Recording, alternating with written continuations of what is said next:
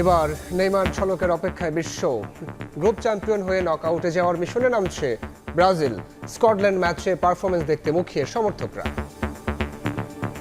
নেইমারকে খেলতে দেখতে পারাটা আমাদের জন্য খুবই আনন্দের বিষয়। নেইমার তার জাদুকরি খেলা দিয়ে আমাদেরকে মুগ্ধ করতে পারে। আমরা অবশ্যই তার কাছে গোল আশা করি। বিশ্বকাপ জয়ের যে স্বপ্ন, নেইমার যদি শেষ পর্যন্ত থাকে, আমরা আশা রাখি সেই সামর্থ্য ব্রাজিলের আছে।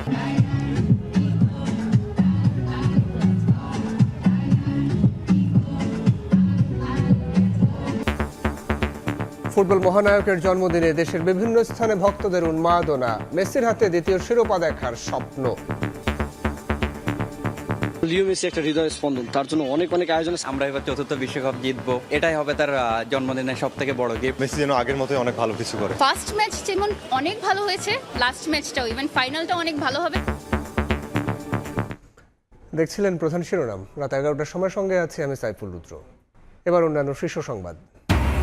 বেইজিংয়ে তারেক রহমানকে লাল গালিচা সংবর্ধনা। কাল প্রধানমন্ত্রী লি কিয়াংয়ের সঙ্গে দ্বিপক্ষীয় বৈঠক। গুরুত্ব পাবে তিস্তা মহাপরিকল্পনা, বিনিয়োগ ও কর্মসংস্থান।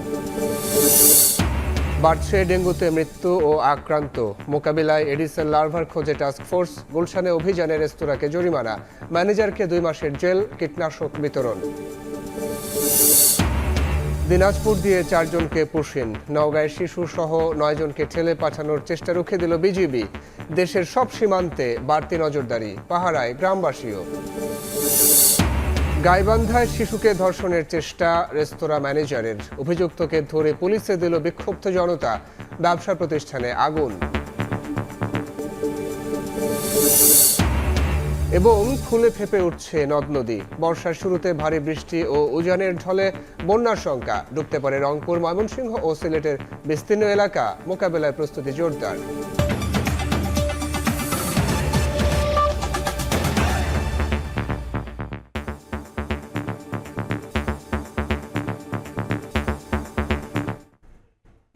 বিশ্বকাপের নকআউট পর্বে দুর্দান্ত ছন্দে থাকা নেদারল্যান্ডসকে রাতে গ্রুপ চ্যাম্পিয়ন হওয়ার মিশন ব্রাজিলের। স্কটল্যান্ডের বিপক্ষে বড় জয় তুলে নিতে নেইমারকে নিয়ে রণকৌশল সাজিয়েছেন কোচ কার্লো অ্যানচেলত্তি। যুক্তরাষ্ট্র থেকে আরও জানাচ্ছেন এস এম ইকবাল। হেক্সা মিশনে এসে ব্রাজিলের বিশ্বকাপ যাত্রা থেমে যেতে পারে রাউন্ড অফ 32 অর্থাৎ প্রথম নকআউট পর্বেই। আবার এই কঠিন পথ থেকে কিভাবে ব্রাজিল বেরিয়ে আসতে পারে সেই সমীকরণও ব্রাজিলের হাতেই। সেটা কিভাবে ব্যাখ্যা করছি।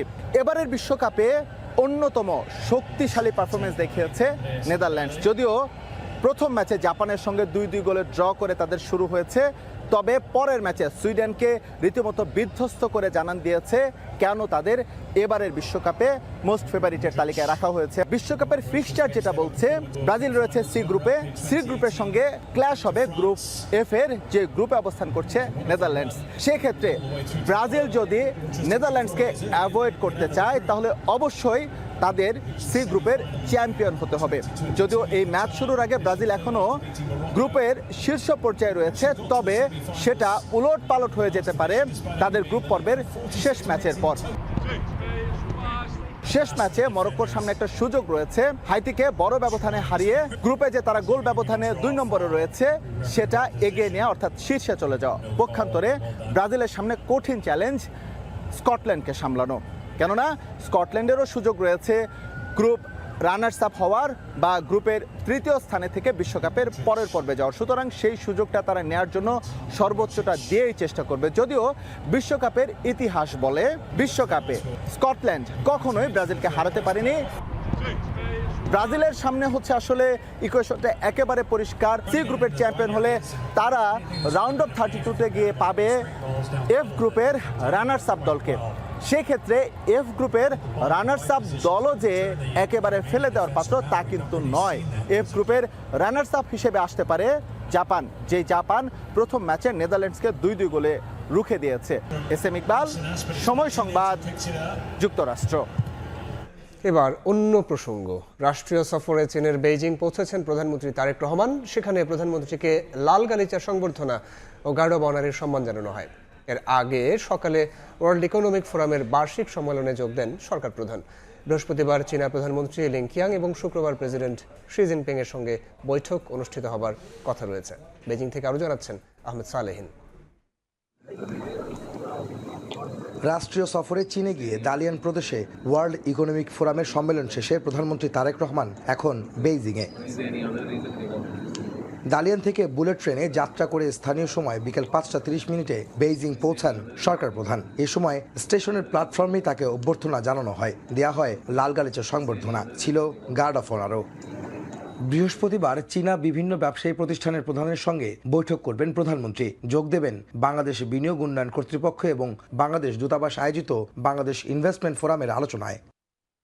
এদিন বেইজিংয়ের দ্য গ্রেট হল অব পিপলে চীনা প্রধানমন্ত্রী লি কিয়াং এর সঙ্গে আনুষ্ঠানিক দ্বিপাক্ষিক বৈঠক অনুষ্ঠিত হওয়ার কথা রয়েছে। বৈঠক শেষে দুই দেশের মধ্যে সই হবে চুক্তি ও সমঝোতা স্মারক। এছাড়া দেশটির বিভিন্ন মন্ত্রণালয়ের মন্ত্রী, নীতি নির্ধারকদের সঙ্গেও আলাদা কর্মসূচি রয়েছে প্রধানমন্ত্রীর। এছাড়া শুক্রবার চীনা প্রেসিডেন্ট শি জিনপিং এর সঙ্গে দ্বিপাক্ষিক বৈঠকের সূচিও রয়েছে। রাষ্ট্রীয় কর্মসূচি শেষে ওই দিনই ঢাকার উদ্দেশ্যে যাত্রা করার কথা রয়েছে সরকার প্রধানের। এর আগে বুধবার দিনভর দালিয়ানে ওয়ার্ল্ড ইকোনমিক ফোরামের বার্ষিক সম্মেলন সহ নানা আনুষ্ঠানিকতায় যোগ দেন তারেক রহমান। এবারের সম্মেলনে 90টিরও বেশি দেশ ও অঞ্চল থেকে রাজনৈতিক, ব্যবসায়ী, শিক্ষাবিদ এবং গণমাধ্যম অঙ্গনের 1700 জনেরও বেশি প্রতিনিধি অংশ নেন। সাইডলাইন বৈঠকে কাজাখস্তান সহ বিভিন্ন দেশের সরকার প্রধানের সঙ্গে বৈঠকও করেন প্রধানমন্ত্রী। আহমেদ সালেহিন, সময় সংবাদ, চীন। দিল্লি বিমানবন্দরে প্রধানমন্ত্রীর উপদেষ্টা ডাক্তার জাহিদুর রহমানের সঙ্গে অসৌজন্যমূলক আচরণের ঘটনায় ভারতের দেয়া ব্যাখ্যা সন্তোষজনক নয় বলে জানিয়েছে বাংলাদেশ। একই সঙ্গে ঘটনাটিকে দুর্ভাগ্যজনক ও দুঃখজনক বলেও উল্লেখ করেছে ঢাকা। বুধবার পররাষ্ট্র মন্ত্রণালয়ের মুখপাত্র বলেছেন, প্রধানমন্ত্রীর উপদেষ্টার সফর সম্পর্কে আগেই কূটনৈতিক চ্যানেলে ভারতকে জানানো হয়েছিল। তারপরও বিমানবন্দরে এমন ঘটনা সন্তোষজনক নয়। মুখপাত্র আরও বলেন, বিষয়টি নিয়ে ভারতীয় পক্ষ যে ব্যাখ্যা দিয়েছে বাংলাদেশ তা গ্রহণযোগ্য মনে করছে না। এদিকে বাংলাদেশের সংখ্যালঘুদের বিষয়ে ভারতের পররাষ্ট্র মন্ত্রণালয়ের মন্তব্যের প্রতিক্রিয়ায় বাংলাদেশের পররাষ্ট্র মন্ত্রণালয়ের মুখপাত্র আরও বলেন, সংখ্যালঘু সম্প্রদায় সহ দেশের সব নাগরিকের অধিকার সুরক্ষা ও নিরাপত্তা নিশ্চিতে বাংলাদেশ সরকার প্রতিশ্রুতিবদ্ধ।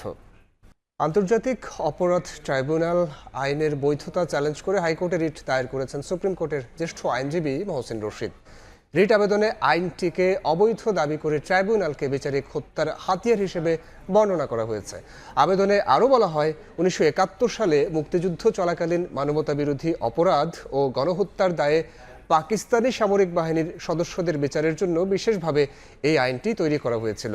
ফলে 71-এর যুদ্ধবন্দীদের প্রত্যাবাসনের মধ্য দিয়ে আইনটির মূল কার্যকারিতা শেষ হয়েছে।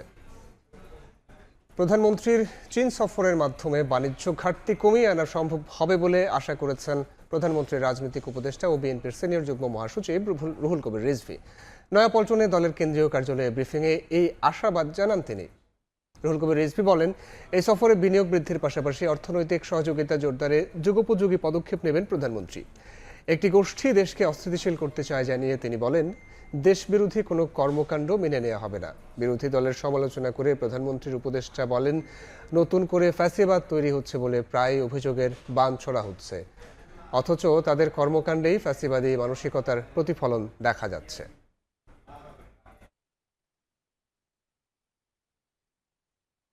ব্যবসা বাণিজ্যের ক্ষেত্রে, বিনিয়োগের ক্ষেত্রে বাংলাদেশের যে ঘাটতি, বাণিজ্য ঘাটতি প্রায় $24 বিলিয়ন মতো, এটিকে কমিয়ে আনতে হবে।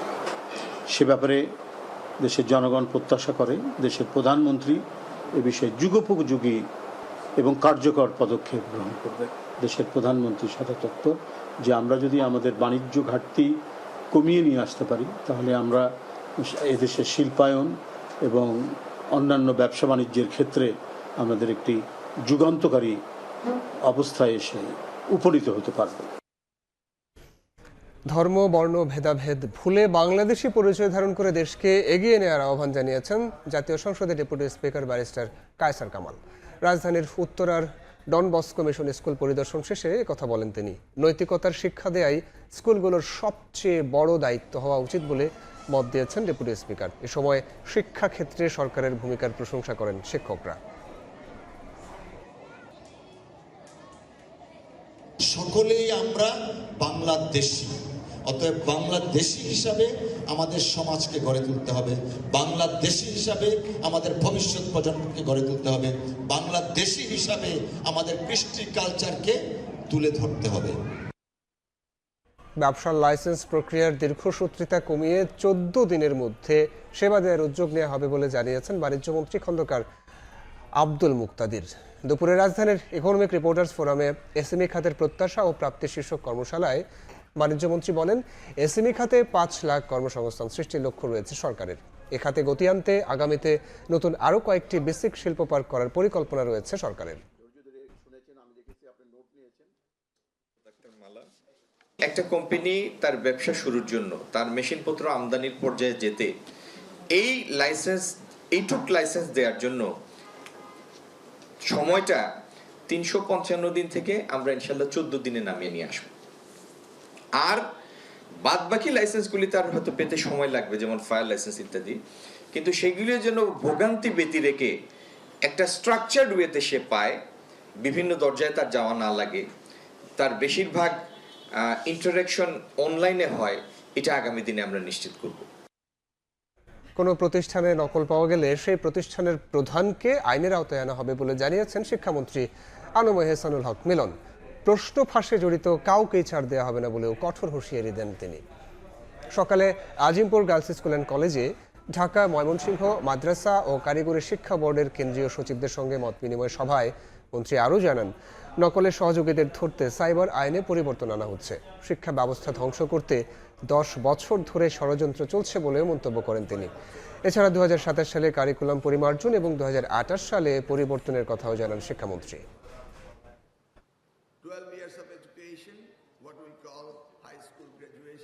2027 এসএসসি পরীক্ষা আমরা নেব জানুয়ারি মাসে। নকলটা ওই প্রতিষ্ঠানে পাওয়া গেল, প্রতিষ্ঠান প্রধান ইজ দ্য রেসপন্সিবল, তাকে আইনের আওতায় আনা হবে।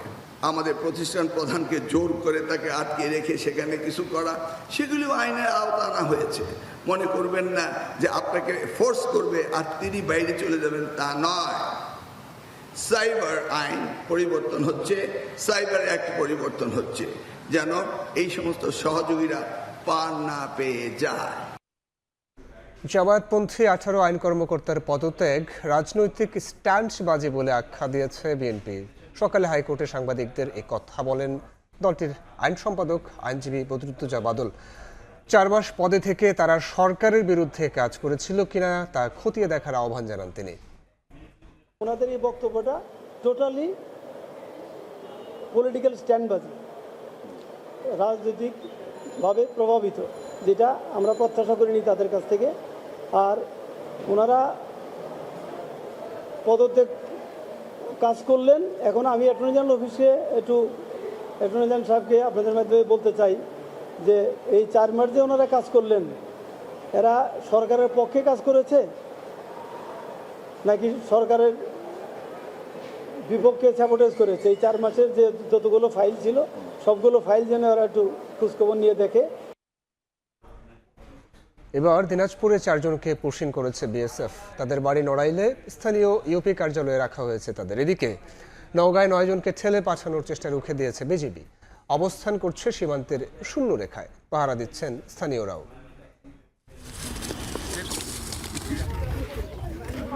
প্রায় সীমান্তে বিএসএফের পুশিনের চেষ্টা রুখে দিতে তৎপর বিজিবি, সজাগ গ্রামবাসীও।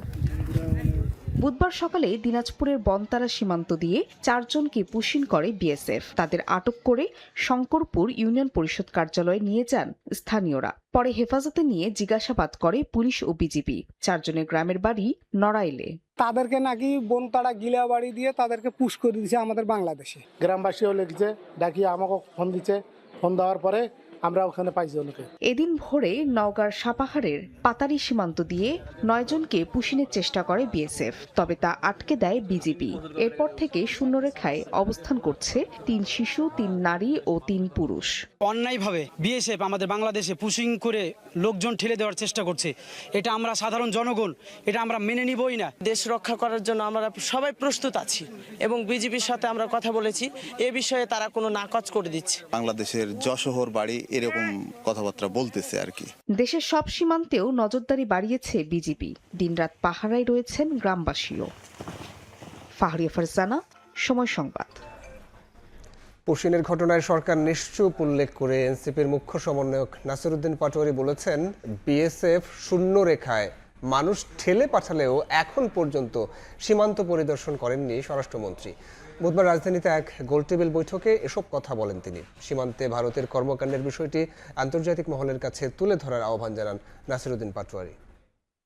প্রবাসী কল্যাণ মন্ত্রণালয়, ফরেন মিনিস্ট্রি, স্বরাষ্ট্র মন্ত্রণালয়, এই তিনটা মন্ত্রণালয় যদি ঐক্যবদ্ধভাবে কাজ করতে পারে, জাতিসংঘের যে লসগুলা রয়েছে সেগুলোর তত্ত্বাবধানে আমরা বিশ্ব ব্যবস্থার কাছে আমাদের যে সীমান্তে কি হচ্ছে এই বিষয়গুলো যদি আমরা উপস্থাপন করতে পারি। যেই দিন থেকে পুশিন শুরু হয়েছে এই পর্যন্ত আমাদের স্বরাষ্ট্রমন্ত্রী একটা সীমান্ত উনি ভিজিট করেন নাই। সালাউদ্দিন ভাইয়ের কাছে প্রশ্ন রাখতে চাই, ভারত কাঁটাতার নির্মাণ করেছে, আপনিও যদি কাঁটাতার নির্মাণ করেন তাহলে কি সীমান্তের সমস্যার সমাধান হবে? ডেঙ্গু নিধনের টাস্কফোর্স গঠনের পর প্রথম দিনের অভিযানে মিলেছে এডিসেল লার্ভা। গুলশানে একটি রেস্তোরাঁকে জরিমানার পাশাপাশি মালিককে 2 মাসের কারাদণ্ড দেন ভ্রাম্যমাণ আদালত। এ সময় স্থানীয় সরকার প্রতিমন্ত্রী জানান, সপ্তাহে 3 থেকে 4 দিন এই অভিযান চলবে। এদিকে 24 ঘন্টায় ডেঙ্গুতে আরও 2 জনের মৃত্যু হয়েছে। হাসপাতালে ভর্তি হয়েছেন 157 জন। চোখ রাঙাতে শুরু করেছে ডেঙ্গু। চলতি মাসেই ডেঙ্গুতে মৃত্যু হয়েছে 5 জনের, আর হাসপাতালে ভর্তি প্রায় 2000। এমন পরিস্থিতিতে এডিসেল লার্ভার খোঁজে স্থানীয় সরকার প্রতিমন্ত্রী শাহে আলমের নেতৃত্বে টাস্কফোর্স গুলশানের বিভিন্ন এলাকা পরিদর্শন করে। এ সময় একটি রেস্তোরাঁয় অভিযানে গিয়ে ড্রামে জমিয়ে রাখা পানিতে মেলে লার্ভা। এ ঘটনায় জরিমানার পাশাপাশি রেস্তোরাঁ ম্যানেজারকে 2 মাসের জেল দেন ভ্রাম্যমাণ আদালত। এরপর গুলশানের বিভিন্ন ভবন ও স্থাপনা পরিদর্শন করে এডিসেল লার্ভা ধ্বংস করা হয়। পাশাপাশি বাসাবাড়িতে বিতরণ করা হয় লার্ভা ধ্বংসকারী ওষুধ। পরিদর্শন শেষে প্রতিমন্ত্রী শাহে আলম জানান, সপ্তাহে 3 থেকে 4 দিন এ অভিযান পরিচালনা করা হবে। জনস্বার্থে জমে থাকা পানি পরিষ্কারের আহ্বান জানান তিনি। প্রত্যেক সপ্তাহেই আমরা 3-4 দিন করে এই টাস্কফোর্সের যে এটা ঠিক অভিযান শব্দটা শুনতে খারাপ লাগে, এটা কার্যক্রম, জনসচেতনতা, জনসম্পৃক্ততা এবং অ্যাডিস মশার উৎসস্থলগুলি, সোর্সগুলি দূরীকরণের জন্য যে কার্যক্রম, এটা আমরা অব্যাহত রাখবো। আপনারা আপনাদের নিজের জীবনের ঝুঁকি না নিয়ে নিরাপত্তার জন্যে আপনারা একটু আপনাদের বেলকুনি, টপ, ছাদ, নিচের অংশগুলো পরিষ্কার পরিচ্ছন্ন রাখবেন।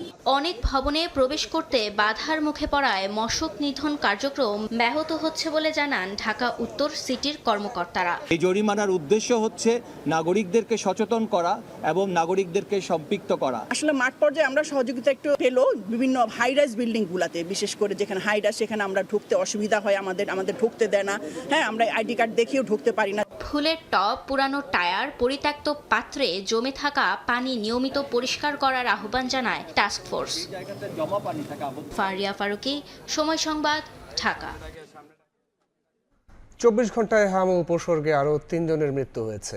আক্রান্ত 1089 জন। শতভাগ কাভারেজের দাবি করলেও হাসপাতালেই মিলছে টিকা না পাওয়া হাম আক্রান্ত রোগী।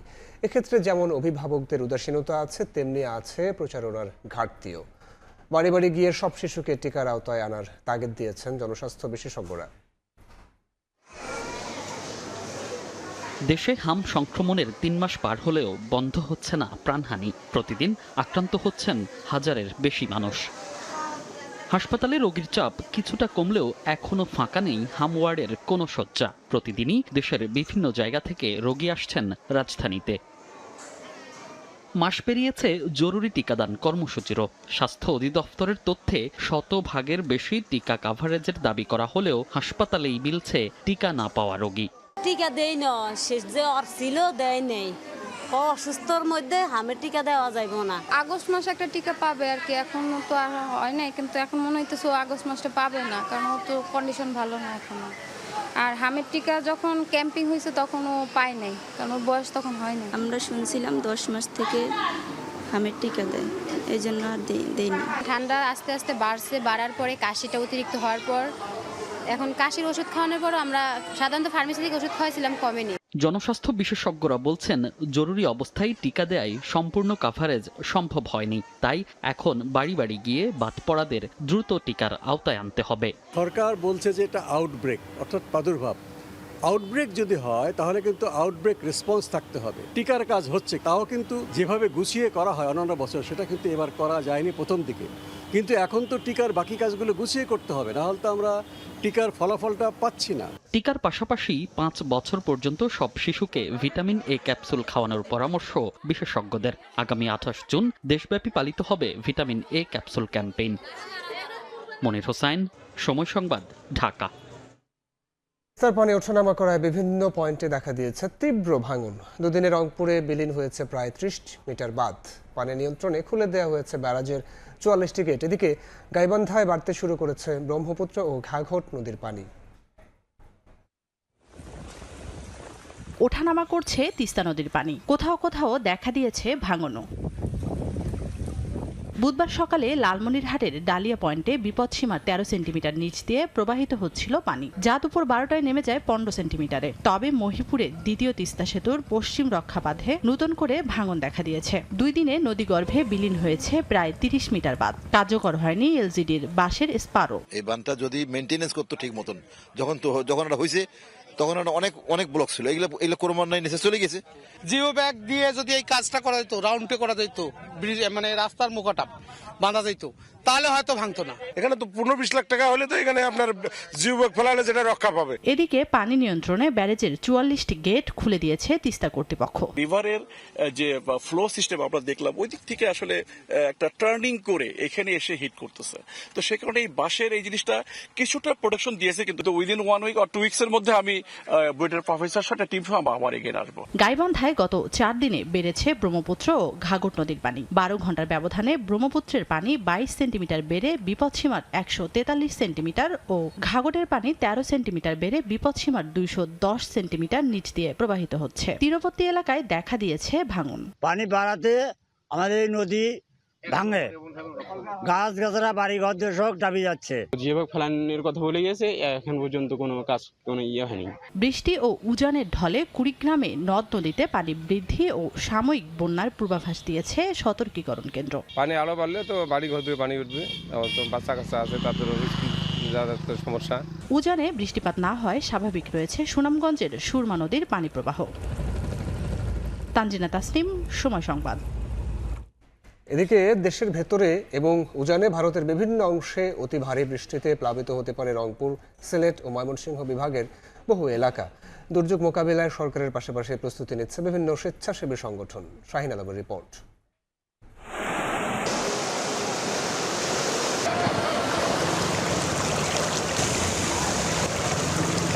ভৌগোলিক অবস্থান আর জলবায়ু সংকটে প্রতি বছরই কম বেশি বন্যা কবলিত হচ্ছে দেশ।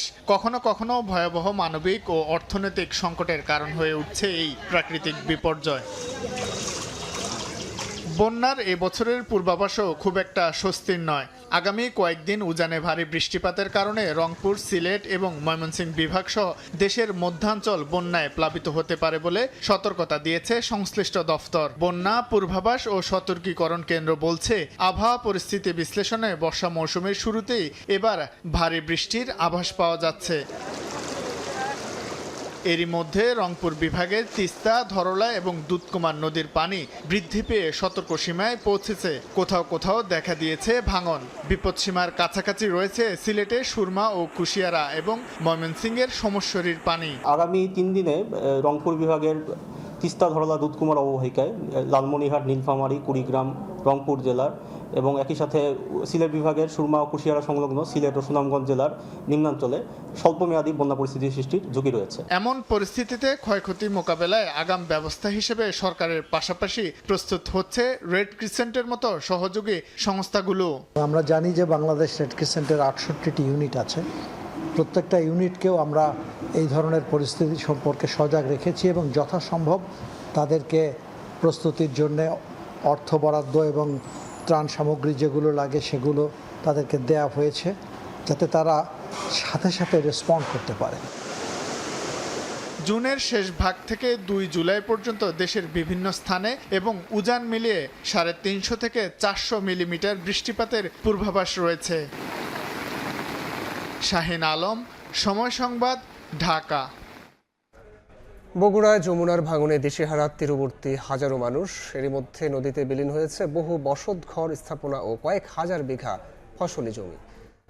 এর মধ্যে 2টি ইউনিয়নে নতুন করে দেখা দিয়েছে ভাঙন। আতঙ্কে দিন কাটছে বাসিন্দাদের। পরিস্থিতি মোকাবিলায় জরুরি ব্যবস্থা নেওয়ার দাবি পানি উন্নয়ন বোর্ডের। শাহরুল ইসলামের ক্যামেরায় আব্দুল আউয়ালের রিপোর্ট। আগ্রাসী যমুনা করালগ্রাসে আবাদি জমি থেকে শুরু করে বসত ভিটা সব হারিয়েছেন নদী পাড়ের বাসিন্দারা। ভাঙন আতঙ্কে নদী পাড় থেকে বসত ভিটা সরিয়ে নিতে শুরু করেছে আরো কয়েকটি পরিবার। গত কয়েক মাসের অব্যাহত ভাঙনে বগুড়ার সারিয়াকান্দি ও সোনাতলা উপজেলার 6টি গ্রামের হাজারো বাসিন্দা হারিয়েছেন ভিটে মাটি। নতুন করে সারিয়াকান্দির শিমুলতাইর ও তেকানির চুকাইনগর গ্রামের প্রায় 2.5 কিলোমিটার এলাকা জুড়ে তীব্র আকার ধারণ করেছে ভাঙন। অব্যাহত ভাঙনে যে কোনো সময় তলিয়ে যাওয়ার শঙ্কায় 3টি সরকারি প্রাথমিক বিদ্যালয় সহ মোট 6টি শিক্ষা প্রতিষ্ঠান, 10টি মসজিদ, গুচ্ছগ্রাম ও ইউনিয়ন পরিষদ সহ নানা স্থাপনা রয়েছে ঝুঁকিতে। দ্রুত কার্যকর পদক্ষেপ না নিলে 2000 পরিবারকে ভিটেমাটি হারাতে হবে বলে জানান স্থানীয়রা। জমি জমা সব নদী বিলীন হয়ে গেছে, আমরা অসহায়ের মতো হয়ে গেছে। নদীর ভাঙনের যে পরিস্থিতি যদি এরকম করে ভাঙে তাহলে আমরা সারিয়াকান্দির শেষ সীমানায় পৌঁছেছি।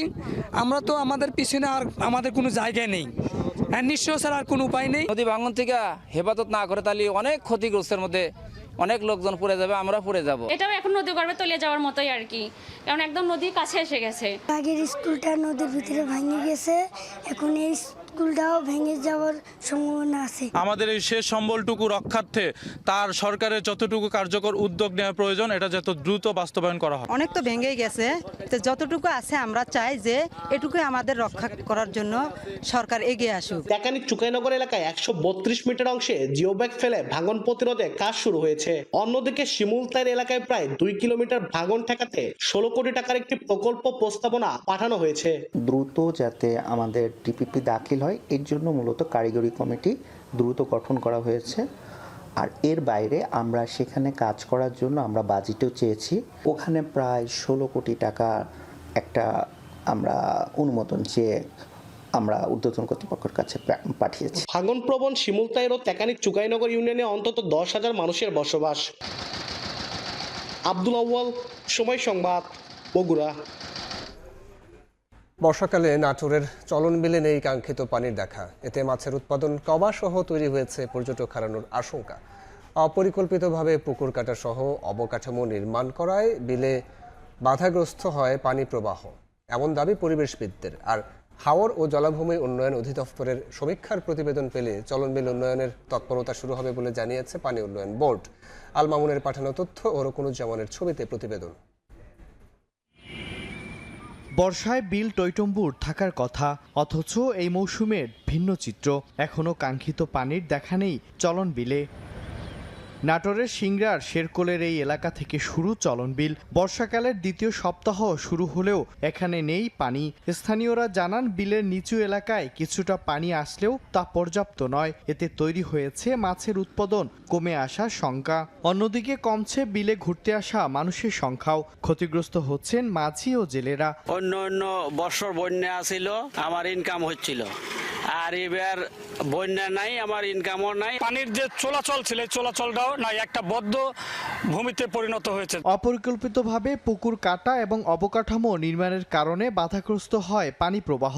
এতে চলন বিলটা আর অস্তিত্ব হারাতে বসছে বলে দাবি পরিবেশবিদদের। অপরিকল্পিতভাবে এই বিলে কিন্তু অনেক পুকুর খনন হয়েছে বা বিভিন্ন রাস্তাঘাট হয়েছে, এই জন্য বিল কিন্তু তার ঐতিহ্য হারাইছে। আত্রাই ও পদ্মা নদীতে পর্যাপ্ত পানি না থাকায় বর্ষাকালেও পানি নেই চলন বিলে। বিল নিয়ে হাওর ও জলাভূমি উন্নয়ন অধিদপ্তরের চলা সমীক্ষা প্রতিবেদন পেলে সেই অনুযায়ী পদক্ষেপ নেওয়া হবে বলে জানিয়েছে পানি উন্নয়ন বোর্ড। বিলকে যে পুনরুজ্জীবিতকরণ বা এটার ক্ষেত্রে যে আমাদের কি কি করণীয় বা কোন কোন ডিপার্টমেন্টের কি কি কাজ করতে হবে সেই বিষয়গুলি স্টাডি রিপোর্টে উঠে আসবে। সেই রিপোর্টের সুপারিশের আলোকে পানি উন্নয়ন বোর্ড কার্যক্রম গ্রহণ করবে। মৎস্য বিভাগ বলছে পানি বাড়লে পুরো বিলে ছড়িয়ে পড়বে মাছের পোনা। গত বছরের চেয়ে এবার মাছের উৎপাদন বৃদ্ধি পাবে যদি রেগুলার ফ্লাডটা হয়।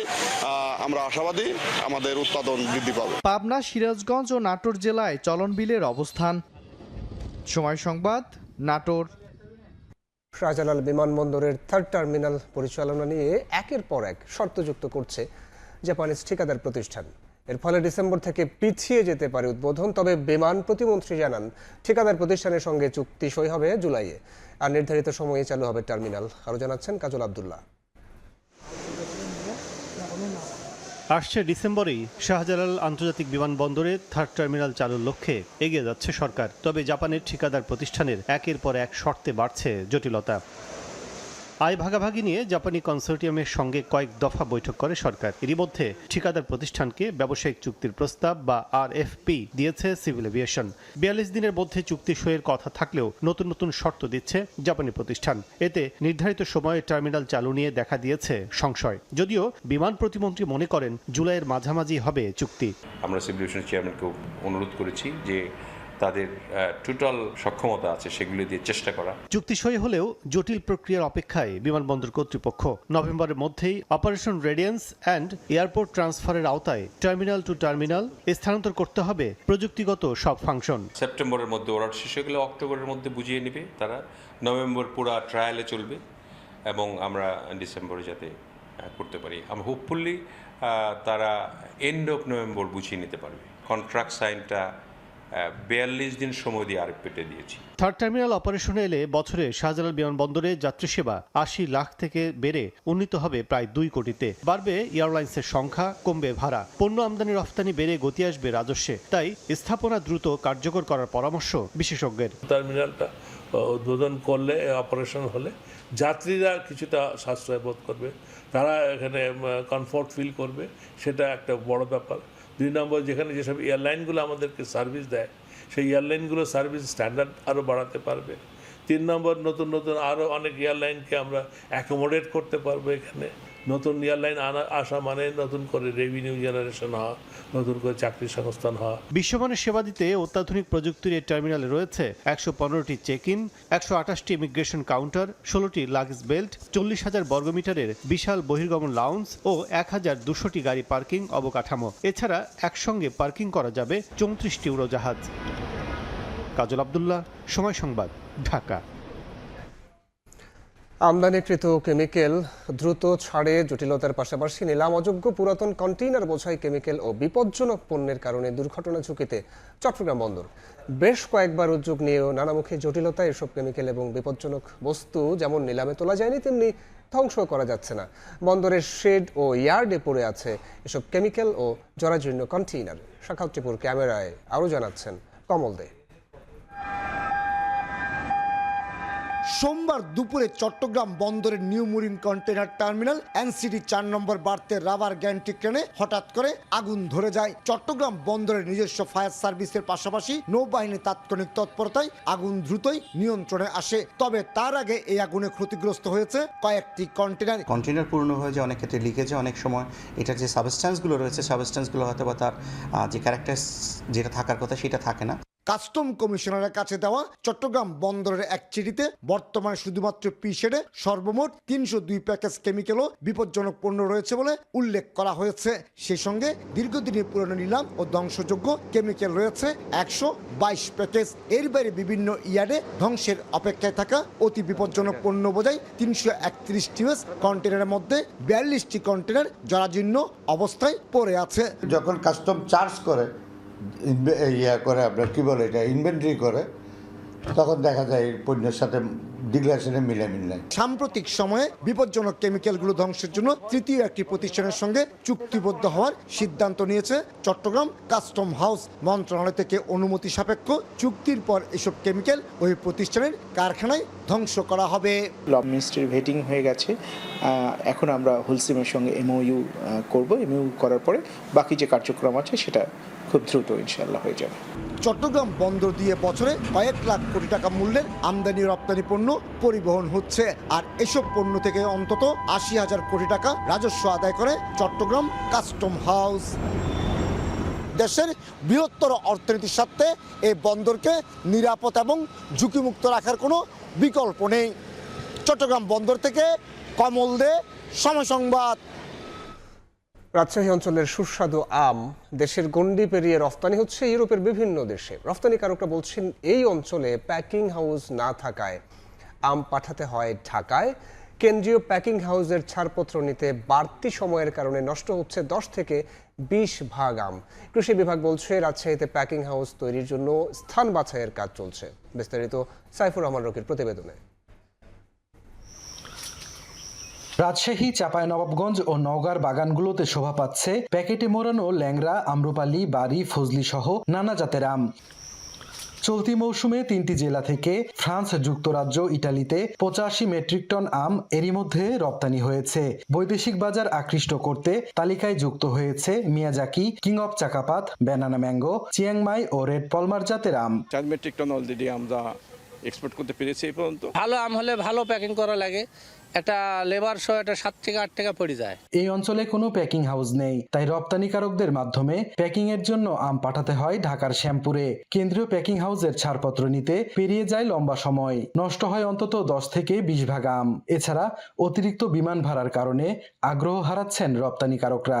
যেসব অঞ্চলে আম হয় সেসব এলাকাতে বিভাগীয় পর্যায়ে যেন কোয়ারেন্টাইন বা ল্যাব স্থাপন করা হয়। কৃষি সম্প্রসারণ অধিদপ্তরের কর্মকর্তারা জানান প্যাকিং হাউস তৈরির জন্য স্থান বাছাই করা হচ্ছে। আমাদের পরিবহনটা সহজ হয়, এই সমস্ত কিছু চিন্তা ভাবনা করে আমাদের একটা প্যাকিং হাউস বা কৃষি রপ্তানিকরণ অঞ্চল যাই বলেন করার চিন্তা ভাবনা আছে। এই অঞ্চলে এখন রপ্তানিকারকদের সংখ্যা বেড়ে দাঁড়িয়েছে অর্ধশতে। সাইফুর রহমান রকি, সময় সংবাদ, রাজশাহী। নওগাঁ সীমান্তবর্তী জনপদ কৃষ্ণসদা গ্রামের একমাত্র কাঁচা রাস্তাটিতে বছর জুড়ে থাকে হাঁটু কাদা। স্থানীয়দের সঙ্গে এই গ্রামীণ রাস্তা পাড়ি দিতে দিতে দুর্ভোগে পড়তে হয় সীমান্তে নজরদারিতে থাকা বিজিবির সদস্যদেরও। এলাকাবাসীর দাবি দীর্ঘদিন ধরে উন্নয়নের ছোঁয়া না লাগায় থাকতে হচ্ছে অবহেলিত। এমআর রকির রিপোর্ট, ছবি তুলেছেন রকিবুল ইসলাম।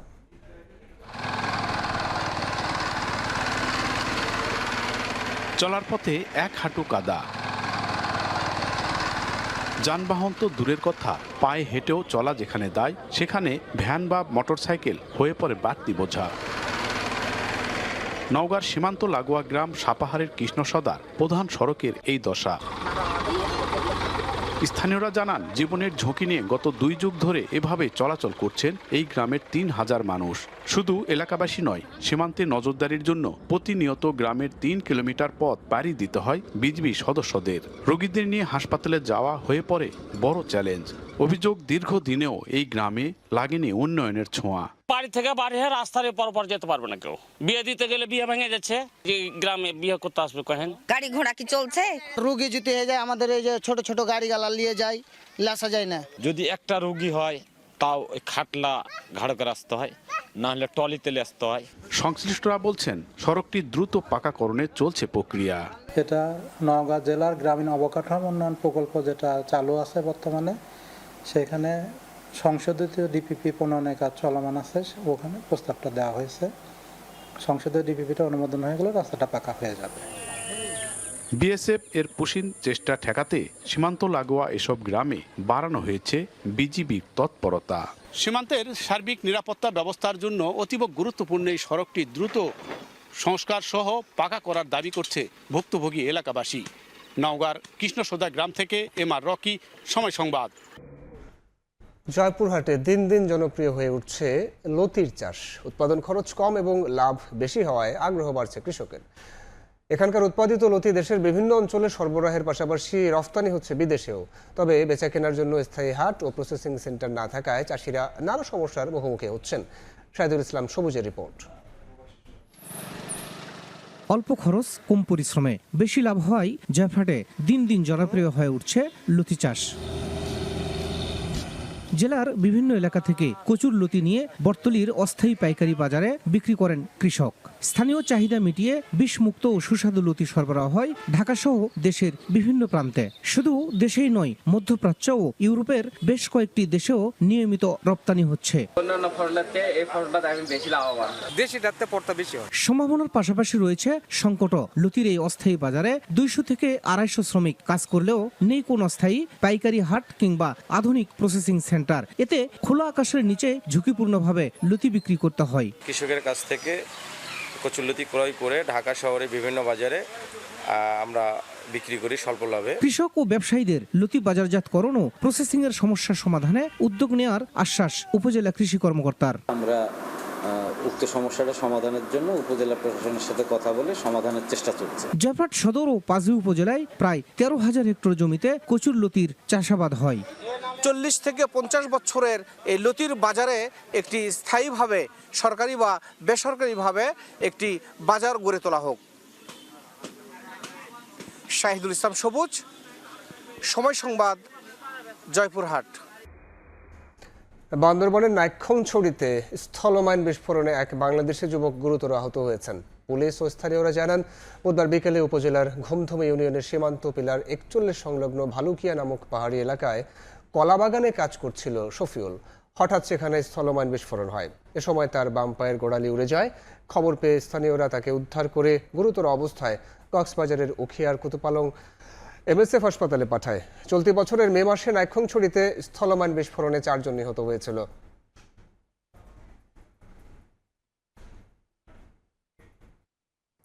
গাইবান্ধায় 6 বছরের শিশুকে ধর্ষণ চেষ্টার অভিযোগে রেস্টুরেন্টের ম্যানেজারকে অবরুদ্ধ করে প্রতিষ্ঠানটিতে আগুন দিয়েছে বিক্ষুব্ধ জনতা। খবর পেয়ে পরিস্থিতি নিয়ন্ত্রণে এনে অভিযুক্তকে আটক করেছে পুলিশ। গাইবান্ধা সদরের ঘাগট নদী পাড়ের জাপলং চাইনিজ ফাস্টফুড রেস্টুরেন্টে ব্যবসার আড়ালে অসামাজিক কার্যক্রম চালানোর অভিযোগ ছিল দীর্ঘদিন ধরেই। বুধবার দুপুরে প্রতিষ্ঠানটির ম্যানেজার আমির হোসেনকে 6 বছরের শিশুকে ধর্ষণ চেষ্টার অভিযোগে অবরুদ্ধ করে বিক্ষুব্ধ জনতা পুড়িয়ে দেওয়া হয় প্রতিষ্ঠানটি। স্থানীয়রা জানান, রেস্টুরেন্টের ম্যানেজার আমির আলী কৌশলে ওই শিশুকে রেস্টুরেন্টে ডেকে নিয়ে ধর্ষণের চেষ্টা করে। বিষয়টি জানার পর অভিযুক্তকে অবরুদ্ধ করে তারা। এরপর শিশুটিকে উদ্ধার করে হাসপাতালে পাঠানো হয়। এখানে বিভিন্ন মেয়ে নিয়ে আসিয়া বিভিন্ন অসামাজিক কার্যকলাপ কন্টিনিউ করতেছে। ছেলে মেয়েরা আসিয়া এই জায়গার স্কুল কলেজ বাদ দিয়ে এই জায়গায় ঢুকিয়ে মনে কর অকাম করতো। মাসুম বাচ্চাকে ডাকে নিয়ে আসছিল, নিয়ে আসানোর পর ওনার সঙ্গে আকাম করতে যে স্টেডে এলাকার মহিলারা ধরে ফেলেছে। খবর পেয়ে পরিস্থিতি নিয়ন্ত্রণ করে অভিযুক্তকে আটক করে থানায় নিয়ে যায় পুলিশ। অভিযোগ পেলেই সাথে সাথে ব্যবস্থা নিব, যেহেতু অভিযুক্ত আমাদের হাতে আছে, এবং অন্যান্য যে আইনগত প্রক্রিয়া থাকে ধর্ষণের ক্ষেত্রে তাকে পরীক্ষা করানো সহ তাকে ক্রাইসিস সেন্টারে নেওয়া, এগুলো আমরা তৎক্ষণাৎ ব্যবস্থা করব। আটক আমির হোসেন সদর উপজেলার দাঁড়িয়েপুর বাজারের বাসিন্দা। বিপ্লব ইসলাম, সময় সংবাদ, গাইবান্ধা। মাদক সেবন নিয়ে দ্বন্দ্ব। চাঁপাইনবাবগঞ্জে 2 বন্ধুর ছুরিকাঘাতে আরেক বন্ধুর মৃত্যু হয়েছে। অন্যদিকে যশোরে নিখোঁজের একদিন পর ঝোপে মিলল যুবকের গলাকাটা লাশ। পাশ থেকে উদ্ধার করা হয়েছে ধারালো অস্ত্র। মাদক সেবন নিয়ে দ্বন্দ্ব 3 বন্ধুর, প্রাণ গেল একজনের। চাঁপাইনবাবগঞ্জের পুরাতন বাজারে হাসপাতাল রোড এলাকায় 2 বন্ধু জিশান ও মেহেদির সঙ্গে বাগবিতণ্ডায় জড়ায় রজব। এক পর্যায়ে 2 জন মিলে রজবের বুকে ছুরিকাঘাত করে। পরে গুরুতর অবস্থায় তাকে উদ্ধার করে হাসপাতালে নিলে মৃত ঘোষণা করেন চিকিৎসক। অতিরিক্ত রক্তক্ষরণের কারণেই রোগী আস্তে আস্তেই মারা গেছে। আমরা এখানে এসে তাকে মৃত অবস্থায় পেয়েছি। ছুরিকাঘাতের সময় জিশান ও মেহেদি মাদকাসক্ত ছিল বলে জানায় পুলিশ। বুধবার সকালে যশোরের রাঘুরামপুর গ্রামের ঝোপ থেকে সাইদ নামে যুবকের লাশ উদ্ধার করা হয়। স্বজনরা জানান, মঙ্গলবার রাতে ফোন পেয়ে বাড়ি থেকে বের হন। এরপর থেকে নিখোঁজ হয় সে। বাড়ির কাছে একটি ঝোপের মধ্যে তার গলাকাটা লাশ দেখতে পায় স্থানীয়রা। মরদেহের পাশেই ছিল ধারালো অস্ত্র। পুকুরের দিকে আগে ওখানে যে কুড়ে মতন ভাঙচুর রয়েছে, আমি ওই পিলার ধরে কেবল ডাক দেব, তখন দেখে ওই জাইঙ্গা আর প্যান, আমি মুখেও তাকাইনি। ওই দূরিতে ওই দেখে মনে করেন আমি ওখানে পুঁতে গেছি। আমার ছেলেকে যারা হত্যা করেছে, যারা জড়িত, তাদের নিঃসংবাদভাবে বিচার চাই। লাশটি উদ্ধার করে যশোর জেনারেল হাসপাতালের মর্গে পাঠায় পুলিশ। তানজিনা তাসনিম, সময় সংবাদ। রাজধানী ভাটারার সাইদনগরে একটি বাসায় দুর্ধর্ষ চুরির ঘটনা ঘটেছে 15 জুন রাতে। এই বাসা থেকে 9.5 ভরি স্বর্ণালংকার, 15 ভরি রূপা এবং নগদ 50,000 টাকা চুরি হয়। এই ঘটনায় মামলা দায়েরের পর চোর শনাক্ত হলেও গ্রেফতার হয়নি কেউ, উদ্ধার হয়নি কোনো মালামাল। বিস্তারিত আতাউর কাউসারের রিপোর্টে। আমার এত কষ্টের সারা জীবনের যা কিছু ছিল আমার সঞ্চয় সব নিয়ে গেছে। কান্না চেপে রাখার আপ্রাণ চেষ্টা। এভাবেই তিল তিল করে গড়ে তোলা সম্পদ চুরির বর্ণনা দেন AKM রহমতুল্লাহ কলেজের এই সহকারী অধ্যাপক। জানান, মেয়েকে নিয়ে হাসপাতালে গিয়েছিলেন তিনি, বাসায় ছিলেন না তার স্বামীও। এই সুযোগই কাজে লাগায় চোর, সর্বনাশ হয় তাদের। এটার ভেতরে একটা সেফটি লকার ছিল, সেখানে আমার 9.5 ভরি গয়না ছিল, সোনা, ওগুলো সব নিয়ে গেছে। আর এটাতে ছিল রূপা, মানে রূপার একটা বক্স ছিল, 16-17 ভরি হবে, আরো বেশি হতে পারে, সব নিয়ে গেছে। আমার বাচ্চার গলার কানে যত সেট সব, মানে একটা ইমিটেশনের গোল্ডেন কালারের কিছু রাখেনি। আবার আমাদের লিফটের টাকা দিব বলে 50,000 টাকার একটা চেক ছিল, নোট ছিল, এই জায়গাটা রাখছে। ওই টাকার বান্ডেলটা যেহেতু কাছেই ছিল, ওটাও নিয়ে গেছে। আমি একজন শিক্ষক মানুষ, কত কষ্ট করে সারা জীবনের সঞ্চয় আমার সব নিয়ে গেছে। 15 জুন রাতে ঘটনার পর ভবনের একটি সিসি ক্যামেরার ফুটেজ বিশ্লেষণ করে শনাক্ত করা হয় চোরকে। সেখানে দেখা যায়, চোর যখন উঠছিল সময় তখন রাত 10:22। 46 মিনিটের মিশন শেষে বেরিয়ে যায় রাত 11:08। শেষ মুহূর্তে কোনো এক কারণে পেছন ফিরে তাকায় সে, আর এতেই ক্যামেরায় স্পষ্টভাবে ধরা পড়ে তার চেহারা। পরে তাদের এক প্রতিবেশী ফেসবুক গ্রুপে ছবি দিলে শনাক্ত হয় চোর। অন্তর নামে ওই ব্যক্তির বাসা ভাটারা থানার নয়ানগর ফাঁসের টেক এলাকায়। ঘটনার পর থেকেই পলাতক সে। ওই বাসার গৃহকর্মী জানান, কাজ শেষে রাত 8:30টার দিকে বেরিয়ে যাওয়ার সময় ভবনের সামনে ওই ব্যক্তিকে তিনি দেখেছিলেন। ওই ছেলেরা ফোনে কথা বলতে বলতে গেতাছে ওই গলিটা দিয়ে, কিন্তু রাস্তাতে তো সবাই কথা বলতে বলতে যায়, কিন্তু শার্টটা দেখে আমি চিনছি। রাত 11:30টার দিকে বাসায় ফেরেন গৃহকর্তা শাহ আলম। জানান, স্বাভাবিকভাবেই তালা খুলে ভেতরে প্রবেশ করেন তিনি। এরপর ক্ষয়ক্ষতি চোখে পড়ে তার। অনেক প্ল্যান করে চুরি করছে। সবসময় এই টাইমে আমার ওয়াইফ বাসায় থাকে, আমি হয়তো বাড়ি থাকি। ডাক্তার দেখাতে গেছে, তখন এই কাজটা কিভাবে হলো যদি তারা আগে থেকে এটা না জানতো। ঘরের তালা খুলেই ঘরে প্রবেশ করেছিল অন্তর। কোথায় পেল চাবি? গৃহকর্তা শাহ আলম জানান, মাস 2 আগে বাসার দরজায় ব্যবহৃত তালার চাবি হারিয়ে গিয়েছিল, কিন্তু পাল্টানো হয়নি তালাটি। এরপর থেকে তৎকালীন গৃহকর্মী ছেড়ে দিয়েছিল ঘরের কাজ।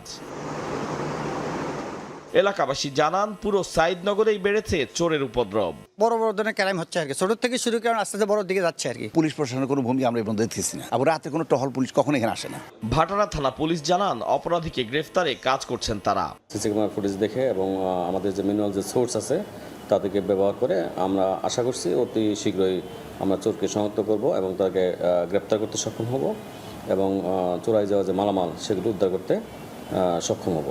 এদিকে মঙ্গলবার রাতে পাঠাও চালকের মাধ্যমে চুরি যাওয়া কিছু মালামাল তার বোনকে পাঠায় অন্তর। এ সময় পুলিশ ধরে ফেলে অন্তরের বোনকে, পাঠাও চালককে এবং এ ঘটনায় জড়িত আরেক ব্যক্তিকে। একজনের মাধ্যমে পেলাম 8 আনির মতো পাওয়া গেছে, আর কিছু পাইনি, আর শুধু ইমিটেশন এগুলো পাওয়া গেছে। চোর তার বোনের নামে পাঠাইছে, সে রিসিভ করছে, রিসিভ করে যখন রিসিভ করতে গেছে তখন থানার লোক যা ধরে ফেলাইছে, ধরে থানায় নিয়ে আসছে পাঠাওয়ার লোক সহ। বোনের মাধ্যমে জানা গেছে আর একজন আসামি এখানে ডেকোরেটর দোকান আছে তাকে ধরে আনছে এবং অরিজিনাল যে অন্তর, সে বলছে আমাদের মালামাল 2টা ভাগ করছে, একটা অন্তরের কাছে আছে, একটা যাকে ধরছে তার কাছে আছে। অবিলম্বে চোরকে গ্রেফতার করতে পুলিশের জোরালো ভূমিকা চান তারা। আতাউর কাউসার, সময় সংবাদ, ঢাকা। রাজশাহীতে গত 1 যুগে আশঙ্কাজনকভাবে কমেছে খেলার মাঠ।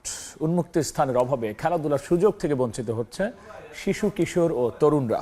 মাঠের বদলে তাদের সময় কাটছে স্মার্টফোন ও ইন্টারনেটে, বাড়ছে ডিভাইস আসক্তি। এদিকে মাঠের অভাবে তরুণদের মাঝে জনপ্রিয় হচ্ছে চড়া মূল্যের কৃত্রিম খেলার মাঠ বা টার্ফ। আব্দুল সালামের ছবিতে মদুদ রানা রিপোর্ট। রাজশাহী নগরীর মির্জাপুরের শ্যামলের মাঠ একসময় ছিল স্থানীয়দের অন্যতম খেলার স্থান। বর্তমানে সংকুচিত হয়ে মাঠটি খেলাধুলার অনুপযোগী। কাজলার বেতারের মাঠটি ছিল নগরীর সবচেয়ে বড় উন্মুক্ত স্থান, কিন্তু সরকারি বনায়ন আর অবৈধ দখলে খেলার জায়গা অবশিষ্ট নেই। রাজশাহীতে অনেক মাঠ এখন কমে গেছে, অনেক বিল্ডিং তৈরি হচ্ছে, যেমন নিউ গভর্নমেন্ট ডিগ্রি কলেজে অর্ধেক মাঠ দখল হয়ে মনে করেন বিল্ডিং হচ্ছে। সংশ্লিষ্টরা বলছেন, গত 1 যুগে নগরীর অধিকাংশ বড় উন্মুক্ত মাঠগুলোতেই খেলাধুলার সুযোগ বন্ধ হয়েছে। কোথাও গড়ে উঠেছে বসতবাড়ি, আবার কোথাও সরকারি প্রতিষ্ঠানগুলো নিজেদের নিয়ন্ত্রণে থাকা মাঠে স্থাপনা নির্মাণ করেছে। হাতে গোনা কয়েকটি উন্মুক্ত মাঠ থাকলেও মেলাসহ নানা আয়োজনে সংকট থাকে সারা বছর। এটা আস্তে আস্তে সংকীর্ণতার দিকে চলে যাচ্ছে মাঠ। মাঠগুলোকে সংরক্ষণের অভাবে বা হারিয়ে যাইছে।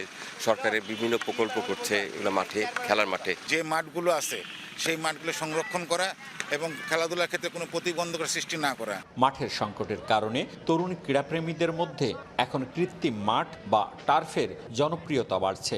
1 থেকে 2 ঘন্টার জন্য ব্যয় করতে হচ্ছে 3 থেকে 6 হাজার টাকা। তবে এই প্রবণতাকে ইতিবাচক হিসেবেই দেখছেন জেলা ক্রীড়া কর্মকর্তা। আগে আমরা যেভাবে মাঠ পেয়েছি, এখন মাঠ সংকটের কারণে খেলতে পারে না, তো অনেক বিষয় আছে। অ্যাডিকশন থেকে দূরে চলে আসছে, এখন ওখান থেকে রিকভার হচ্ছে, খেলার মাধ্যমে মাঠে ফিরতেছে। মাঠ না থাকার কারণে সবাই মিলে একটু একটু করে তুলে একটা অ্যামাউন্ট তুলে আমরা এই জায়গাটা খেলি, মানে মাঠটা পাওয়া যায় আর কি। এটা আমরা পজিটিভলি দেখছি এজন্য, কারণ আপনি যেটা বললেন যে আমাদের ডিভাইস থেকে দূরে থাকার জন্য আমাদের ছেলেরা বা আমাদের ক্রীড়ামোদী সবাই যদি সেটা হোক আমাদের নতুন কৃত্রিম মাঠ বা আমাদের যেটাই হোক, তারা তো খেলছে। এদিকে খেলার মাঠের অভাবে শিশু কিশোরদের মধ্যে বাড়ছে প্রযুক্তি ও ডিভাইস আসক্তি। তারা রাজশাহীতে প্রায় আয়োজন করছে ফ্রি ফায়ার বা পাবজির মতো স্পোর্টস টুর্নামেন্ট। বসুন্ধরা কমপ্লেক্সে পাবজি আয়োজন করেছে, তারপরে আমরা ফ্রি ফায়ারের বিভিন্ন বিভাগীয় আয়োজন এখন আমরা দেখতে পাচ্ছি। ফুটবলটাকে যেরকম আমরা ইন্টারন্যাশনালি খেলতে যাই, বাংলাদেশ থেকে যাই, একটা ক্রাউড থাকে, একটা মানে অডিয়েন্সের একটা ইচ্ছা থাকে, এটাও যেন স্পোর্টস থেকেও যেন ওরকম একটা মানে অবস্থা যাতে চলে আসে। খেলার মাঠ বাড়াতে উদ্যোগের কথা জানিয়েছেন জেলা প্রশাসক। আমরা প্রত্যেকটি উপজেলায় আপনার একটি করে খেলার মাঠ থাকবে, এটি উদ্যোগ ইতিমধ্যে গ্রহণ করা হয়েছে এবং আছেও। যদি না থাকে কোনো উপজেলায় সেটা আমরা ব্যবস্থা গ্রহণ করব। গেল বছর রাজশাহীর কাটাখালী, তানোর সহ একাধিক এলাকায় খেলার মাঠ রক্ষার দাবিতে মানববন্ধন করেছিল স্থানীয়রা। মওদুদ রানা, সময় সংবাদ, রাজশাহী। ইরানে হামলা চালানো থেকে ডোনাল্ড ট্রাম্পকে বিরত রাখতে মার্কিন প্রতিনিধি পরিষদের পর সিনেটও বিল পাস হয়েছে। পরবর্তীতে সামরিক কোনো পদক্ষেপ নেওয়ার আগে প্রেসিডেন্টকে অবশ্যই কংগ্রেসের অনুমোদন নিতে হবে, যদিও এই প্রস্তাবকে অর্থহীন আখ্যা দিয়েছেন ট্রাম্প। এদিকে পারমাণবিক স্থাপনা পরিদর্শন এবং সম্পদ জব্দ নিয়ে ইরান ও যুক্তরাষ্ট্রের মধ্যে মতবিরোধ দেখা দেয় শান্তি চুক্তির কার্যকারিতা নিয়ে উঠছে প্রশ্ন। ইরান প্রশ্নে যুক্তরাষ্ট্রের প্রেসিডেন্ট ডোনাল্ড ট্রাম্পের ক্ষমতায় লাগাম টানতে গুরুত্বপূর্ণ পদক্ষেপ নিয়েছে মার্কিন সিনেট। মঙ্গলবার রিপাবলিকান নিয়ন্ত্রিত সিনেট এমন একটি প্রস্তাব অনুমোদন করেছে যা ট্রাম্পকে ইরানের সঙ্গে সামরিক কর্মকাণ্ড চালিয়ে যেতে কংগ্রেসের অনুমোদন নিতে বাধ্য করে। একই প্রস্তাব চলতি মাসের শুরুতে প্রতিনিধি পরিষদেও পাশ হয়। এই যুদ্ধ অবশ্যই শেষ করতে হবে। সত্যি বলতে ট্রাম্পের এই যুদ্ধ কখনোই শুরু করা উচিত ছিল না। যুক্তরাষ্ট্রের 1973 সালের যুদ্ধ ক্ষমতা আইন কার্যকর হওয়ার পর এই প্রথমবারের মতো মার্কিন কংগ্রেসের উভয় কক্ষ দেশটির কোনো প্রেসিডেন্টকে সামরিক অভিযান বন্ধ করার নির্দেশ দিয়ে একটি প্রস্তাব অনুমোদন করল, যদিও সিনেটের ভোটকে অর্থহীন বলে উড়িয়ে দিয়েছেন ট্রাম্প। মার্কিন প্রেসিডেন্ট ইরানের সঙ্গে একটি ভালো চুক্তির দাবি করলেও এরই মধ্যে কয়েকটি ইস্যুতে মতবিরোধ দেখা দিয়েছে। মঙ্গলবার ট্রাম্প দাবি করেন ইরান পারমাণবিক স্থাপনা পরিদর্শনে সম্মত হয়েছে, যদিও তেহরান বলছে আলোচনায় এমন কোনো ছাড় দেয়নি তারা। এমনকি আর্থিক প্রণোদনা, হরমুজ প্রণালীর নিয়ন্ত্রণ এবং লেবাননে ইসরায়েলের আগ্রাসন নিয়ে পরস্পর বিরোধী বক্তব্য পাওয়া যাচ্ছে। এতে তাদের মধ্যে হওয়া শান্তি চুক্তির কার্যকারিতা নিয়ে প্রশ্ন উঠেছে। এদিকে পাকিস্তান সফরে গিয়ে নিজেদের অবস্থান স্পষ্ট করেছেন ইরানের প্রেসিডেন্ট মাসুদ পেজেশকিয়ান। শাহবাজ শরীফের সঙ্গে বৈঠকের পর সংবাদ সম্মেলনে তিনি বলেন, যুক্তরাষ্ট্রের সঙ্গে স্বাক্ষরিত সমঝোতা স্মারকে ইরানের ক্ষেপণাস্ত্র কর্মসূচি ছিল না এবং ভবিষ্যতেও থাকবে না। সামরিক ও প্রতিরক্ষা সক্ষমতার প্রশ্নে কোনো ধরনের ছাড় দিবে না তেহরান। এমনকি এ বিষয়ে কোনো দেশের সঙ্গে আলোচনা বা সমঝোতায়ও যাবে না বলে সাফ জানান তিনি। যদি আমাদের ক্ষেপণাস্ত্র না থাকতো তাহলে ইসরায়েল ও যুক্তরাষ্ট্র গাজার মতোই ইরানের ওপর হামলা চালাতো। মঙ্গলবার রাতে ইসলামাবাদ ছাড়েন পেজেশকিয়ান। রাহানুল রানা, সময় সংবাদ। মার্কিন প্রেসিডেন্ট ডোনাল্ড ট্রাম্পের পর কিয়ার স্টারমারের পদত্যাগের সমালোচনায় এবার রাশিয়া। তার বিদায়কে কটাক্ষ করতেও ছাড়েনি মস্কো। স্টারমারের পদত্যাগে লন্ডন মস্কো সম্পর্কে বড় পরিবর্তন দেখছে না রাশিয়া। ব্রিটিশ নেতৃত্বে পরিবর্তন এলেও ইউক্রেন ও রাশিয়ার নীতিতে ধারাবাহিকতা থাকবে বলে মনে করছেন রুশ কর্মকর্তারা। যুক্তরাজ্যের প্রধানমন্ত্রী কিয়ার স্টারমারের পদত্যাগের খবরে মিশ্র প্রতিক্রিয়া জানিয়েছে রাশিয়া। ক্রেমলিন মুখপাত্র দিমিত্রি পেসকভ বলেন, স্টারমারের বিদায়ে দুই দেশের সম্পর্কে কোনো মৌলিক পরিবর্তন আসবে বলে মনে করার কারণ নেই। তার মতে, স্টারমার ব্রিটেন রাশিয়া সম্পর্ককে কার্যত শূন্য পর্যায়ে রেখেছিলেন এবং সম্ভাব্য উত্তরসূরিরাও ভিন্ন পথ নেবেন বলে মনে হয় না। কিয়ার স্টারমারের পদত্যাগকে কটাক্ষ করতেও ছাড়েনি রাশিয়া। রুশ প্রেসিডেন্টের বিশেষ দূত কিরিল দিমিত্রিভ সামাজিক মাধ্যমে মন্তব্য করেন, স্টারমারের পদত্যাগ তাদের সবাইকে এক করেছে। রুশ সিনেটর ভ্লাদিমির হাবারভ আরও কঠোর ভাষায় তাকে সমালোচনা করে বলেন, স্টারমার বিভিন্ন দেশকে একে অপরের বিরুদ্ধে দাঁড় করিয়েছেন এবং আলোচনার পরিবেশ নষ্ট করেছেন। রুশ বিশ্লেষকদের মতে, নেতৃত্বে পরিবর্তন এলেও ইউক্রেন যুদ্ধ নিয়ে ব্রিটেনের অবস্থান অপরিবর্তিত থাকবে। ইউরোপীয় তথ্য কেন্দ্রের পরিচালক নিকোলাই টোপরনিন বলেন, কিয়েভকে সামরিক ও আর্থিক সহায়তা দেয়া এবং রাশিয়ার ওপর চাপ বজায় রাখার নীতি অব্যাহত থাকবে, কারণ লন্ডনের অবস্থান শুধু অভ্যন্তরীণ রাজনীতির উপর নয়, বরং ইউরোপীয় মিত্র ও যুক্তরাষ্ট্রের সঙ্গে সমন্বিত কৌশলের সঙ্গেও জড়িত। স্টারমারের সম্ভাব্য উত্তরসূরি হিসেবে আলোচনায় রয়েছেন অ্যান্ডি বার্নহাম। তবে রুশ পর্যবেক্ষকদের ধারণা, তিনি ক্ষমতায় এলেও মস্কোর প্রতি আরও বাস্তববাদী অবস্থান নেবেন এমন সম্ভাবনা কম। বরং নতুন নেতৃত্ব প্রথমে লেবার পার্টির অভ্যন্তরীণ ঐক্য, অর্থনৈতিক পুনরুদ্ধার, আবাসন সংকট ও স্বাস্থ্যসেবা খাতের মতো দেশীয় ইস্যুগুলোতেই বেশি মনোযোগ দেবে। রাইসা জান্নাত, সময় সংবাদ। উত্তর কোরিয়া নৌবহরে যুক্ত হলো নতুন যুদ্ধজাহাজ চোহিয়ন। উদ্বোধনী অনুষ্ঠানে অংশ নিয়ে প্রতি বছর 2টি যুদ্ধজাহাজ তৈরির নির্দেশ দিয়েছেন সর্বোচ্চ নেতা কিম জং উন। এছাড়াও দেশটির নৌবাহিনীকে শক্তিশালী করতে পরিকল্পনার কথাও জানিয়েছেন কিম। নতুন যুদ্ধজাহাজ কমিশনিং অনুষ্ঠানে উত্তর কোরিয়ার সর্বোচ্চ নেতা কিম জং উন। দেশটির রাষ্ট্রীয় সংবাদ সংস্থা KCNA জানায়, সর্বোচ্চ নেতা নামফু বন্দরে নতুন বহুমুখী ডেস্ট্রয়ার চোহিয়েনের মোতায়েন উদযাপন করেন। এই যুদ্ধজাহাজটি গেল 14 মাস ধরে পরীক্ষামূলক সামরিক অভিযান সফলভাবে সম্পন্ন করেছে। অনুষ্ঠানে বক্তব্য দিতে গিয়ে কিম বলেন, উত্তর কোরিয়ার নৌবাহিনীকে দ্রুত আধুনিক ও শক্তিশালী বাহিনীতে পরিণত করতে হবে। আগামী 5 বছরের মধ্যে প্রতি বছর অন্তত 2টি করে 5000 টন ওজনের যুদ্ধজাহাজ নির্মাণের নির্দেশও দিয়েছেন তিনি। আরও একটি ডেস্ট্রয়ার কাঙ্কুন শিগগিরই মোতায়েন করা হবে বলে জানান সর্বোচ্চ নেতা। পাশাপাশি 10,000 টনের কৌশলগত যুদ্ধজাহাজ নির্মাণের পরিকল্পনার কথাও জানান তিনি। নৌবাহিনী উত্তর কোরিয়ার সামরিক শক্তির দুর্বল অংশ উল্লেখ করে কিম বলেন, তাদের সক্ষমতা এখন কল্পনার অতীত এবং অবিশ্বাস্য হয়ে উঠবে। আধুনিক নৌঘাঁটি নির্মাণ অত্যন্ত জরুরি ও অপরিহার্য কাজ হয়ে দাঁড়িয়েছে উল্লেখ করে কিম বলেন, এ লক্ষ্যে পার্টির কেন্দ্রীয় কমিটির বৈঠকে নতুন নৌঘাঁটি নির্মাণের পরিকল্পনা নিয়ে আলোচনা হয়েছে। বরকতুল্লাহ, সময় সংবাদ। বৈশ্বিক সংকট মোকাবেলায় উদীয়মান অর্থনীতির দেশগুলোর জোট ব্রিক্সের সদস্যদের সঙ্গে কাজ করতে প্রস্তুত চীন। মঙ্গলবার ভারতের নয়াদিল্লিতে অনুষ্ঠিত ব্রিক্সের জাতীয় নিরাপত্তা উপদেষ্টা সম্মেলনে একথা জানিয়েছেন চীনের পররাষ্ট্রমন্ত্রী ওয়াং ই। তিনি বলেন, জরুরি চ্যালেঞ্জ মোকাবেলায় ব্রিক্স সদস্যদের একসঙ্গে কাজ করতে হবে। গত 2 দশকে ব্রিক্স বৈশ্বিক শান্তি, উন্নয়ন ও ন্যায় বিচারের একটি গুরুত্বপূর্ণ স্তম্ভে পরিণত হয়েছে বলেও উল্লেখ করেছেন ওয়াং ই। একই সঙ্গে বহুপাক্ষিক সমুন্নত রাখা, একতরফাবাদ প্রত্যাখ্যান এবং রাজনৈতিক সংলাপের মাধ্যমে আন্তর্জাতিক বিরোধ নিষ্পত্তির উপর জোর দিয়েছেন তিনি। এদিকে বর্তমান ভূ রাজনৈতিক অস্থিরতার আবহে গ্লোবাল সাউথের আওয়াজ তুলতে ব্রিক্সের ভূমিকা অত্যন্ত গুরুত্বপূর্ণ বলে মন্তব্য করেছেন ভারতের জাতীয় নিরাপত্তা উপদেষ্টা অজিত ডোভাল।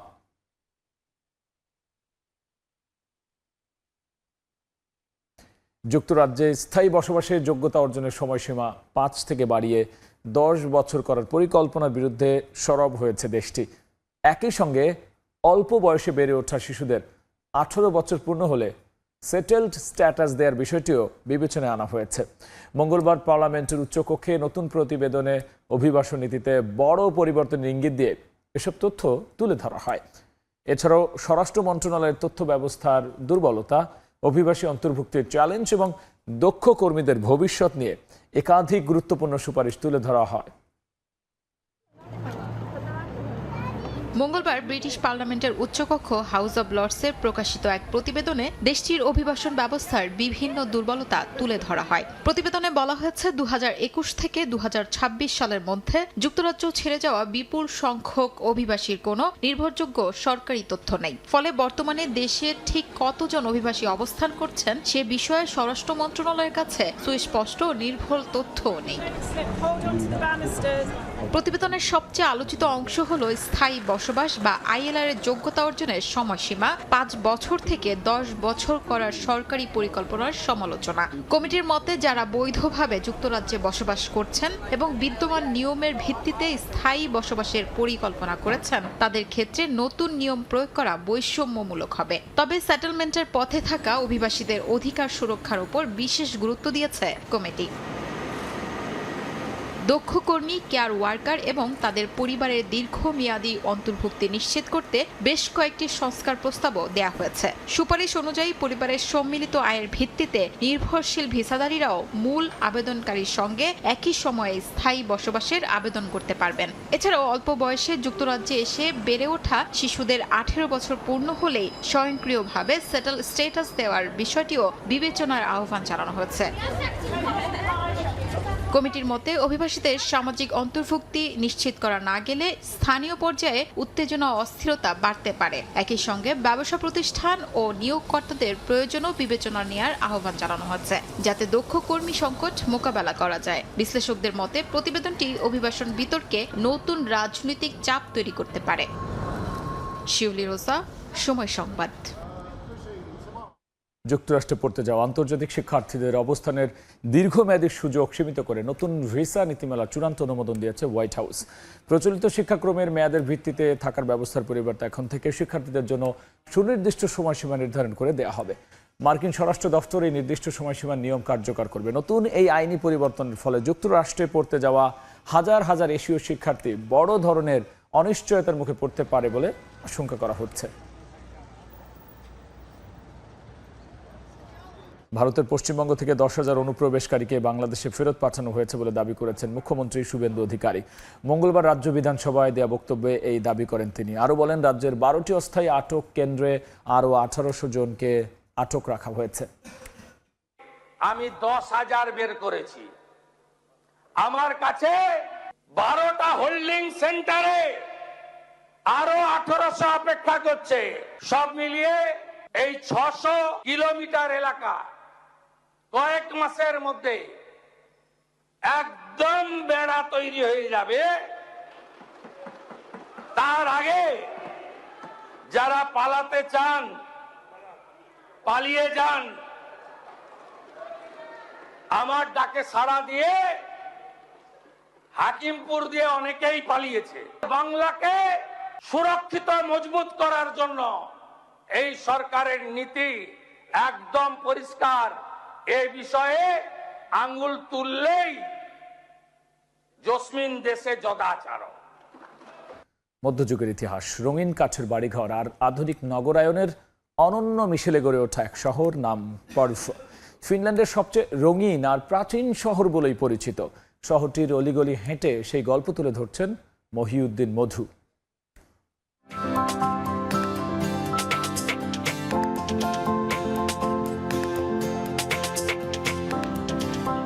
রঙিন কাঠের বাড়ি, সরু পাথরের রাস্তা আর শত শত বছরের ইতিহাস। প্রথম দেখাতেই মনে হবে কোনো রূপকথার রঙিন শহর সামনে এসে দাঁড়িয়েছে। ফিনল্যান্ডের দক্ষিণাঞ্চলের শহর পর্ভো। ঢুকতেই চোখে পড়বে সারি সারি কাঠের বাড়ি। পুরনো শহরের আঁকাবাঁকা গলিতে ইতিহাস আর সংস্কৃতির মিশেল। পর্ভোর অন্যতম প্রতীক হল পর্ভো ক্যাথেড্রাল। পাহাড়ের উপর দাঁড়িয়ে থাকা এই গির্জাটি প্রথমে নজর কাড়বে। এর ইতিহাসও প্রায় 700 বছরের পুরানো। ফিনল্যান্ডের দ্বিতীয় প্রাচীন শহরের নাম পর্ভো। এখানে কাঠের বাড়ির যে রঙিন দৃশ্য আর ইতিহাস ঐতিহ্যের যে মিশ্রণ, সেটি দেখার জন্য শুধু ফিনল্যান্ড নয়, অন্যান্য অনেক দেশ থেকেই এই শহরে আসেন। প্রতি বছর হাজার হাজার পর্যটক পর্ভোতে ভিড় করেন। পাথরের রাস্তা ধরে হাঁটতে হাঁটতে ছোট ছোট ক্যাফে, শিল্পকর্মের দোকান এবং স্থানীয় রেস্টুরেন্ট ঘুরে দেখেন দর্শনার্থীরা। অনেকটা সুন্দর। এখানে আসলে পুরনো যে ঐতিহ্যগুলো আছে, কাঠের বাড়িঘর, সম্পূর্ণ ইউরোপিয়ান আগের যে ট্রেডিশনগুলো, সবগুলো এই পর্ভো সিটিতে সব সুন্দর লাগে। ছুটির সময় আমরা এখানে প্রায় সময় আসি, অনেক ভালো লাগে। কাঠের বাড়ি থেকে শুরু করে সবকিছু, পাশে লেক, অসাধারণ। মাইন্ড রিফ্রেশ করার জন্য আর কি এই জায়গাটা তুলনা নেই। এখানকার ঐতিহ্যটা একটু আলাদা। তো শহরগুলোতে গেলে যেটা হয় হচ্ছে সব আধুনিকতার ছোঁয়া পাওয়া যায়, বাট এইখানে আসলে আমরা একটু এদের আগের যে হচ্ছে ঐতিহ্যের জিনিসগুলো সেগুলো একটা ছোঁয়া পায় আর কি। তো ওইখানে ভালোই লাগে পরিবার নিয়ে আসতে।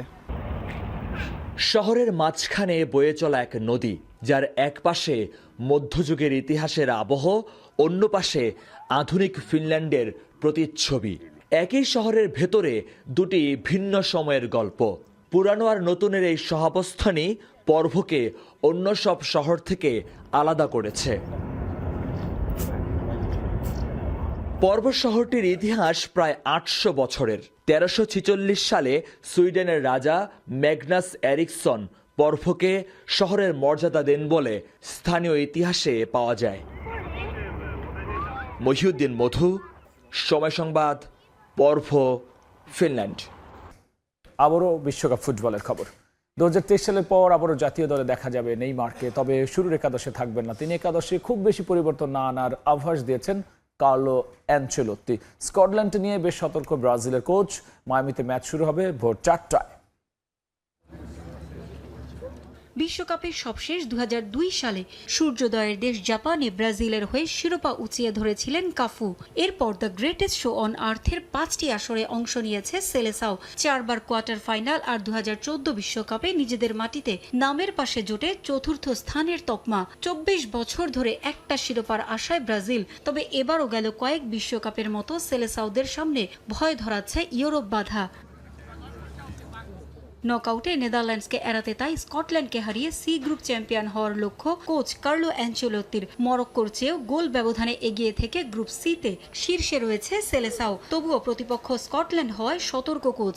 2023 সালের পর এ ম্যাচ দিয়ে আবারও জাতীয় দলে নেইমারকে পাওয়ার খবরে স্বস্তিতে সমর্থকরা, তবে শতভাগ ফিট না থাকায় এখনই তাকে 90 মিনিট খেলানোর ঝুঁকি নেওয়া হচ্ছে না। নেইমারকে ম্যাচের পরিস্থিতি অনুযায়ী শেষ ভাগে মাঠে নামানোর আভাস দিয়েছেন অ্যানচেলোত্তি। এই ম্যাচের দলে বড় কোনো পরিবর্তন আনবেন না কোচ। ইনজুরিতে পড়া উইঙ্গার রাফিনিয়ার জায়গায় একাদশে সুযোগ পাওয়ার জোর সম্ভাবনা 19 বছর বয়সী তরুণ ফরওয়ার্ড রায়ানের। অনুশীলনে তাকে ঝালিয়ে নিয়েছেন অ্যানচেলোত্তি। লুইস এনরিককে পরীক্ষা নিরীক্ষা করা হলেও কোচের প্রথম পছন্দ এই তরুণ তুর্কি। মাঠের গতি ও আক্রমণকে প্রসারিত করতে রায়ানের ওপর আস্থা অ্যানচেলোত্তির। হলুদ কার্ড থাকার পরেও ডগলাস সান্তোস ও ক্যাসেমিরোর উপরই ভরসা রাখছেন কোচ।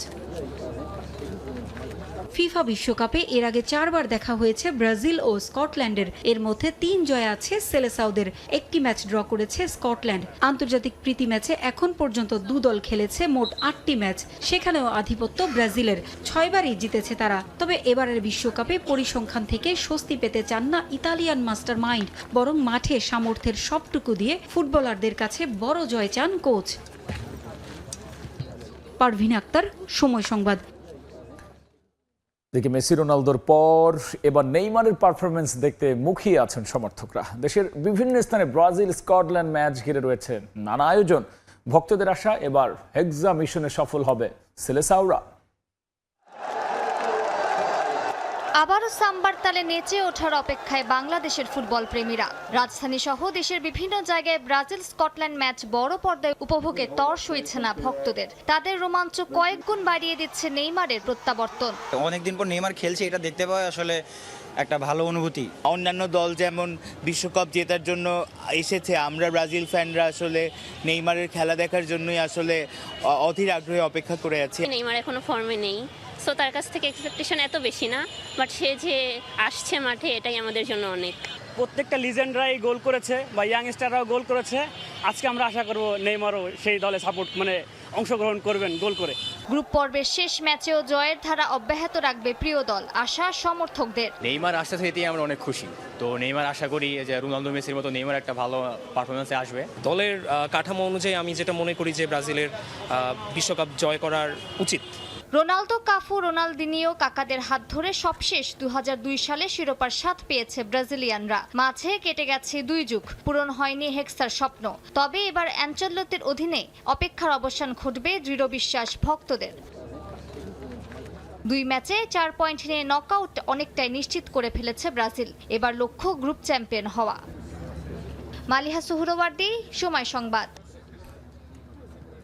কানাডা টরন্টোতে আন্তে বুদিমিরের গোলে পানামাকে 1-0 গোলে হারিয়ে নকআউট পর্বের আশা বাঁচিয়ে রাখল ক্রোয়েশিয়া। পরের ম্যাচে লুকা মডরিচের দলের কাছে বড় জয়ের প্রত্যাশা সমর্থকদের। কানাডা টরন্টো থেকে আরো জানাচ্ছেন রাশেদ লিমন। সবশেষ 2 বিশ্বকাপের সেনসেশন বলা যায় ক্রোয়েশিয়াকে। সেই ক্রোয়েশিয়া প্রথম ম্যাচে ইংল্যান্ডের কাছে যেভাবে ধরাশয় হয়েছে, তাদের দর্শক সমর্থকরা কিন্তু একদমই মূর্ছে পড়েছিল, তারা হতাশ হয়েছিল। আজকে কিন্তু সেই হতাশার জায়গায় স্বস্তি ফিরে এসেছে। আমরা দেখেছি আজকে দর্শক যখন বের হয়ে আসছে, তাদের সাথে যখন কথা বলছিলাম, তারা কিন্তু আসলে সত্যির কথা জানাচ্ছে। তারা বারবারই বলছেন যে ক্রোয়েশিয়া এই মুহূর্তে তাদের বিশ্বকাপের যে অবস্থান সেটা ধরে রেখেছে। আমাদের নকআউট পর্বে যাওয়ার আশা টিকে রয়েছে। গ্রুপে শক্ত প্রতিপক্ষও রয়েছে, তবে আমরা চাই শেষ ম্যাচে আরো বড় ব্যবধানে জিতবে ক্রোয়েশিয়া। দাপটের সঙ্গেই আমরা পরের রাউন্ডে যেতে চাই। আমরা আশা করেছিলাম ক্রোয়েশিয়া 2 বা 3 গোলের ব্যবধানে জয় পাবে, কিন্তু তা হয়নি। তবুও আমরা খুশি, ফুটবলাররা সেরাটা দিয়ে পারফর্ম করেছে, এটাই আমাদের কাছে বড় স্বস্তি। প্রথম ম্যাচে একটা বড় ধাক্কা খাওয়ার পরে আজকের ম্যাচে যে জয়, এই জয়টা আসলে ক্রোয়েশিয়াকে বিশ্বকাপে টিকিয়ে রাখলো। তবে সামনে যে তাদের ম্যাচটি অর্থাৎ ঘানার সঙ্গে যে ম্যাচটি, সেই ম্যাচটি কিন্তু আসলে বলা হবে তাদের জন্য অগ্নি পরীক্ষা। কারণ ঘানার কিন্তু যে অবস্থা রয়েছে পয়েন্ট টেবিলে, তাতে ঘানা যদি কোনো রকম ড্র করতে পারে, সেক্ষেত্রে কিন্তু ঘানার ক্ষেত্রে দ্বিতীয় রাউন্ড নিশ্চিত। কিন্তু পক্ষান্তরে ক্রোয়েশিয়ার কিন্তু জয়ের কোনো বিকল্প নেই। সেক্ষেত্রে বলা যায় এই গ্রুপের যে খেলাটা, সেটা কিন্তু আসলে পুরোপুরি জমে উঠেছে। গত 2 বিশ্বকাপের সেন্সেশন ক্রোয়েশিয়ার শুরুটা মোটেও ভালো হয়নি, তবে আজকের এই জয় তাদের টুর্নামেন্টে টিকিয়ে রাখলো। সেক্ষেত্রে পরের ম্যাচ ঘানার সঙ্গে জয়ের কোনো বিকল্প নেই তাদের। আর ঘানা যদি ড্র করতে পারে, তাহলেই তাদের সামনে দ্বিতীয় রাউন্ড। রাশেদ লিমন, সময় সংবাদ, টরন্টো, কানাডা। চলছে greatest show on earth FIFA বিশ্বকাপ 2026। মাঠের লড়াইয়ের পাশাপাশি এবার ফুটবল প্রেমীদের নজর কাটছে মাঠের বাইরের নানা আয়োজন। আইস হকির জন্য বিখ্যাত কানাডায় ফুটবলের জোয়ার আরও বেগবান করতে ভ্যাঙ্কুভারের সায়েন্স ওয়ার্ল্ডে বসেছে ফিফা মিউজিয়ামের বিশেষ প্রদর্শনী। ফুটবল ও প্রযুক্তির মেলবন্ধন তুলে ধরা হয়েছে দর্শকদের জন্য। মাঠে চলছে ফুটবল, বাইরে প্রযুক্তি, আর এই ফুটবলের মেলবন্ধনের প্রদর্শনী। উত্তর আমেরিকার মানুষকে চর্মগোলকের এই খেলার প্রতি আগ্রহী করে তুলতে আয়োজকদের চেষ্টার কোনো কমতি নেই। যুক্তরাষ্ট্র, কানাডা, মেক্সিকোতে প্রথমবারের মতো পর্দা উঠেছে বিশ্বকাপের, আর তার ধারাবাহিকতায় এবার ফিফা মিউজিয়ামের বিশেষ প্রদর্শনী সকার অ্যান্ড টেকনোলজি নিয়ে এলো আয়োজকরা। বিশ্বকাপের ভেন্যু বিসি প্লেসের ঠিক পাশেই ভ্যাঙ্কুভারের সায়েন্স ওয়ার্ল্ডে বসেছে প্রযুক্তির এই মহা উৎসব। আইস হকির দেশ কানাডায় ফুটবলকে জনপ্রিয় করতে এবং আধুনিক ফুটবলের পেছনের বিজ্ঞানকে তুলে ধরতে এই আয়োজন, যেখানে প্রতিদিন ভিড় করছেন বিশ্বের নানা প্রান্ত থেকে ছুটে আসা হাজারো ফুটবল অনুরাগী এবং বিভিন্ন দেশের সমর্থকরা। এই প্রদর্শনীটি মূলত broadcasting, intelligent data, referring, fair play এবং স্ট্রেজিং দ্য গেমের মতো মূল কয়েকটি ভাগে বিভক্ত। এটি ফুটবলের পুরো ইকোসিস্টেম এবং প্রযুক্তির ভূমিকা দর্শকদের একটি ধারণা দেবে। মিউজিয়ামে কেবল দর্শকরা ফুটবলের এই মহোৎসবকেই দেখছেন না, প্রযুক্তি কিভাবে খেলার গতিপথ বদলে দিচ্ছে তা একেবারে ভেতর থেকে অনুভব করছেন। বলের ভেতরের কানেক্টেড প্রযুক্তির পাশাপাশি এখানে রয়েছে VAR এবং গোল লাইন প্রযুক্তির লাইভ ডেমো। সেই সাথে যুক্ত হয়েছে কানাডার ফুটবল ইতিহাসের কিছু অমূল্য স্মারক। টোকিও অলিম্পিকে ক্রিস্টিয়ান সিনক্লিয়ারের সোনা জেতা জার্সি কিংবা বিশ্বকাপে আলফোন্সো ডেভিসের প্রথম ঐতিহাসিক গোলের ম্যাচ বল, সবই যেন জীবন্ত হয়ে উঠেছে প্রদর্শনীতে। এটি এক কথায় অসাধারণ। বাস্তব ফুটবলের সঙ্গে প্রযুক্তির এই মিলন সত্যিই দারুণ। ফুটবলের পর্দার পেছনে এই উদ্ভাবনগুলো এভাবে সামনে না এলে বিশ্বাস করা কঠিন হতো। প্রদর্শনীটি আমার খুব ভালো লেগেছে। ফুটবলের বিবর্তন, নতুন প্রযুক্তি এবং ফুটবল বলের ভেতরটা দেখতে পাওয়া সত্যি দারুণ এক অভিজ্ঞতা। আয়োজকদের বিশ্বাস, মাঠের উত্তেজনার বাইরে প্রযুক্তির এই অন্তরাল ফুটবলকে আরো সহজ এবং আকর্ষণীয় করে তুলবে নতুন প্রজন্মের কাছে। বিশেষ করে শিশুদের মাঝে ফুটবলের আগ্রহ তৈরিতে এটি বড় ভূমিকা রাখবে। বিশ্বকাপের ডামাডোলে ভ্যাঙ্কুভারের সায়েন্স ওয়ার্ল্ডে চলা ফিফা মিউজিয়ামের এই বিশেষ প্রদর্শনীটি খোলা থাকবে আগামী 7 সেপ্টেম্বর পর্যন্ত। নিয়ন মোহাইমিন, সময় সংবাদ। 24 জুন লিওনেল মেসির জন্মদিন। 1987 সালের এই দিনে রোজারিওতে জন্ম নেয় এক শিশু এখন ফুটবল ইতিহাসের অন্যতম সেরা। রেকর্ডের ফুলঝুরি আর সর্বজয়ী LM10 হয়তো বিশ্বকাপ শেষেই তুলে রাখবেন নিজের বুট জোড়া। মেসির জন্মদিনে সাব্বির মিথুনের রিপোর্ট।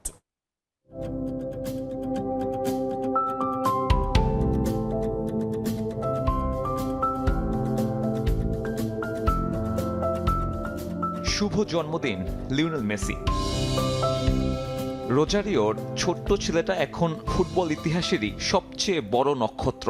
মেসি কি জানেন তার ছুটে চলায় হৃদস্পন্দন বাড়ে কোটি কোটি ভক্তের। এক একটা গোল হাসি ফোটায় শরণার্থী শিবির থেকে দিন মজুরের মুখে। যুগে যুগে হয়তো ভালো ফুটবলারের জন্ম হবে আরো, তবে ওই যে 5 ফুট 7 ইঞ্চির মেসির মতো নয়, যার সামনে চাপা পড়ে গেছে ফুটবলের 2000 বছরের দীর্ঘ ইতিহাস।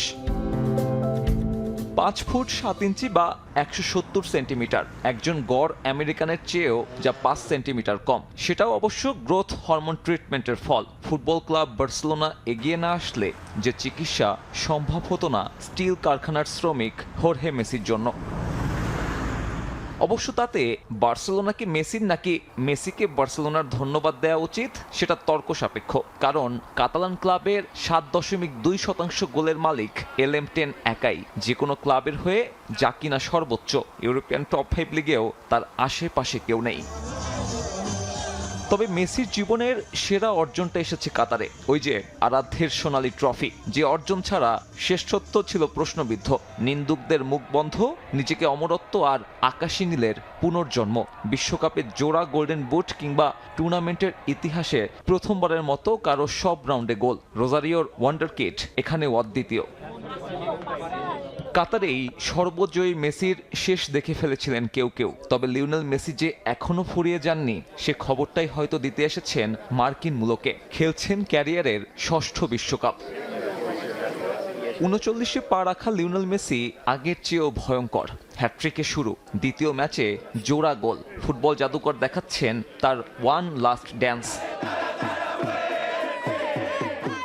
তবে এই বিশ্বকাপ শেষেই হয়তো তুলে রাখবেন নিজের প্রিয় বুট জোড়া, আর তার ভক্তরা হারাবে ফুটবলের নেশা। রাত জেগে একটা ম্যাচের অপেক্ষায় কি আগের মতো আর আবেগ থাকবে? প্রিয় মেসি, শৈশব কৈশোর রাঙানোয় আমাদের ভালোবাসা নিবেন।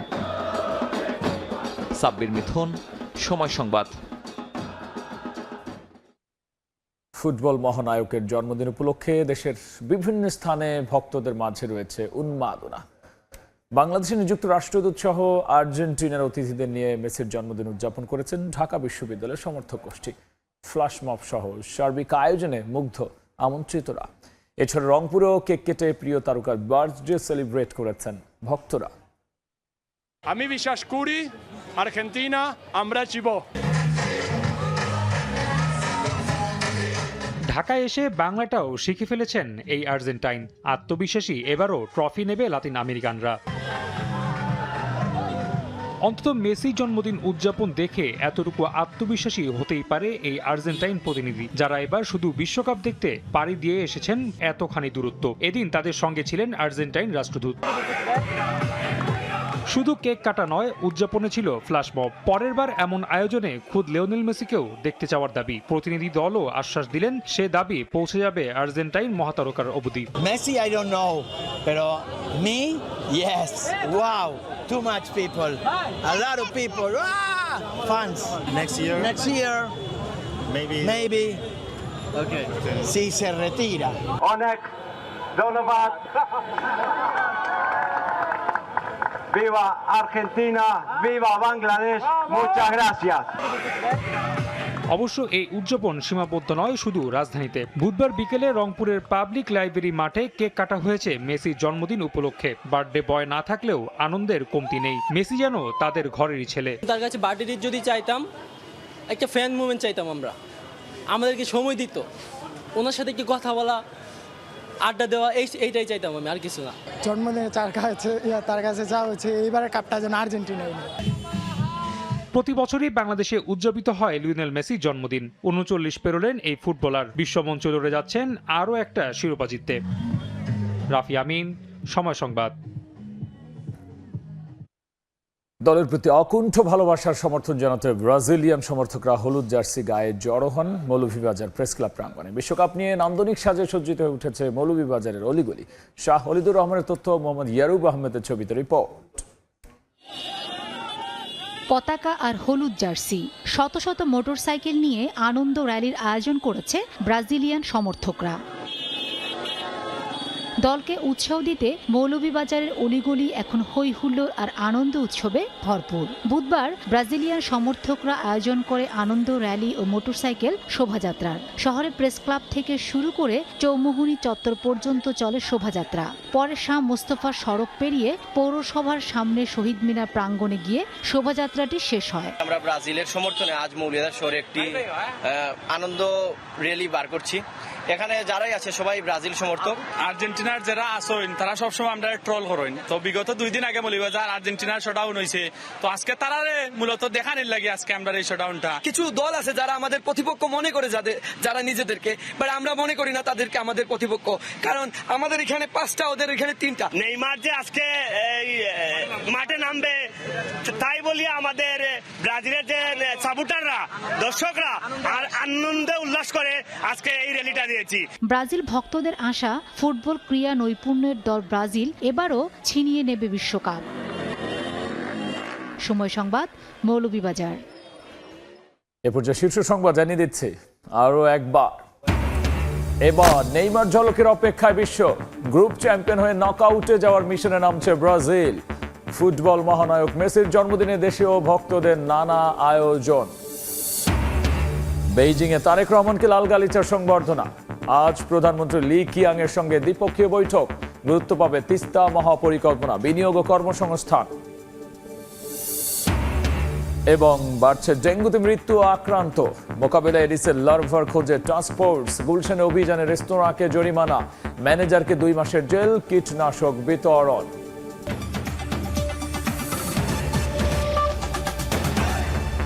এই ছিল রাত 11টার সময়। আপনারা জানেন বিশ্বকাপ ফুটবলের মহাযজ্ঞ সরাসরি সম্প্রচার করছে সময় টেলিভিশন, আর তাই দেখতে চোখ রাখুন সময়ের পর্দা। এরপর প্রবাসের সময় নিয়ে আবারও আসছে কিছুক্ষণ পর। সঙ্গেই থাকুন সময়।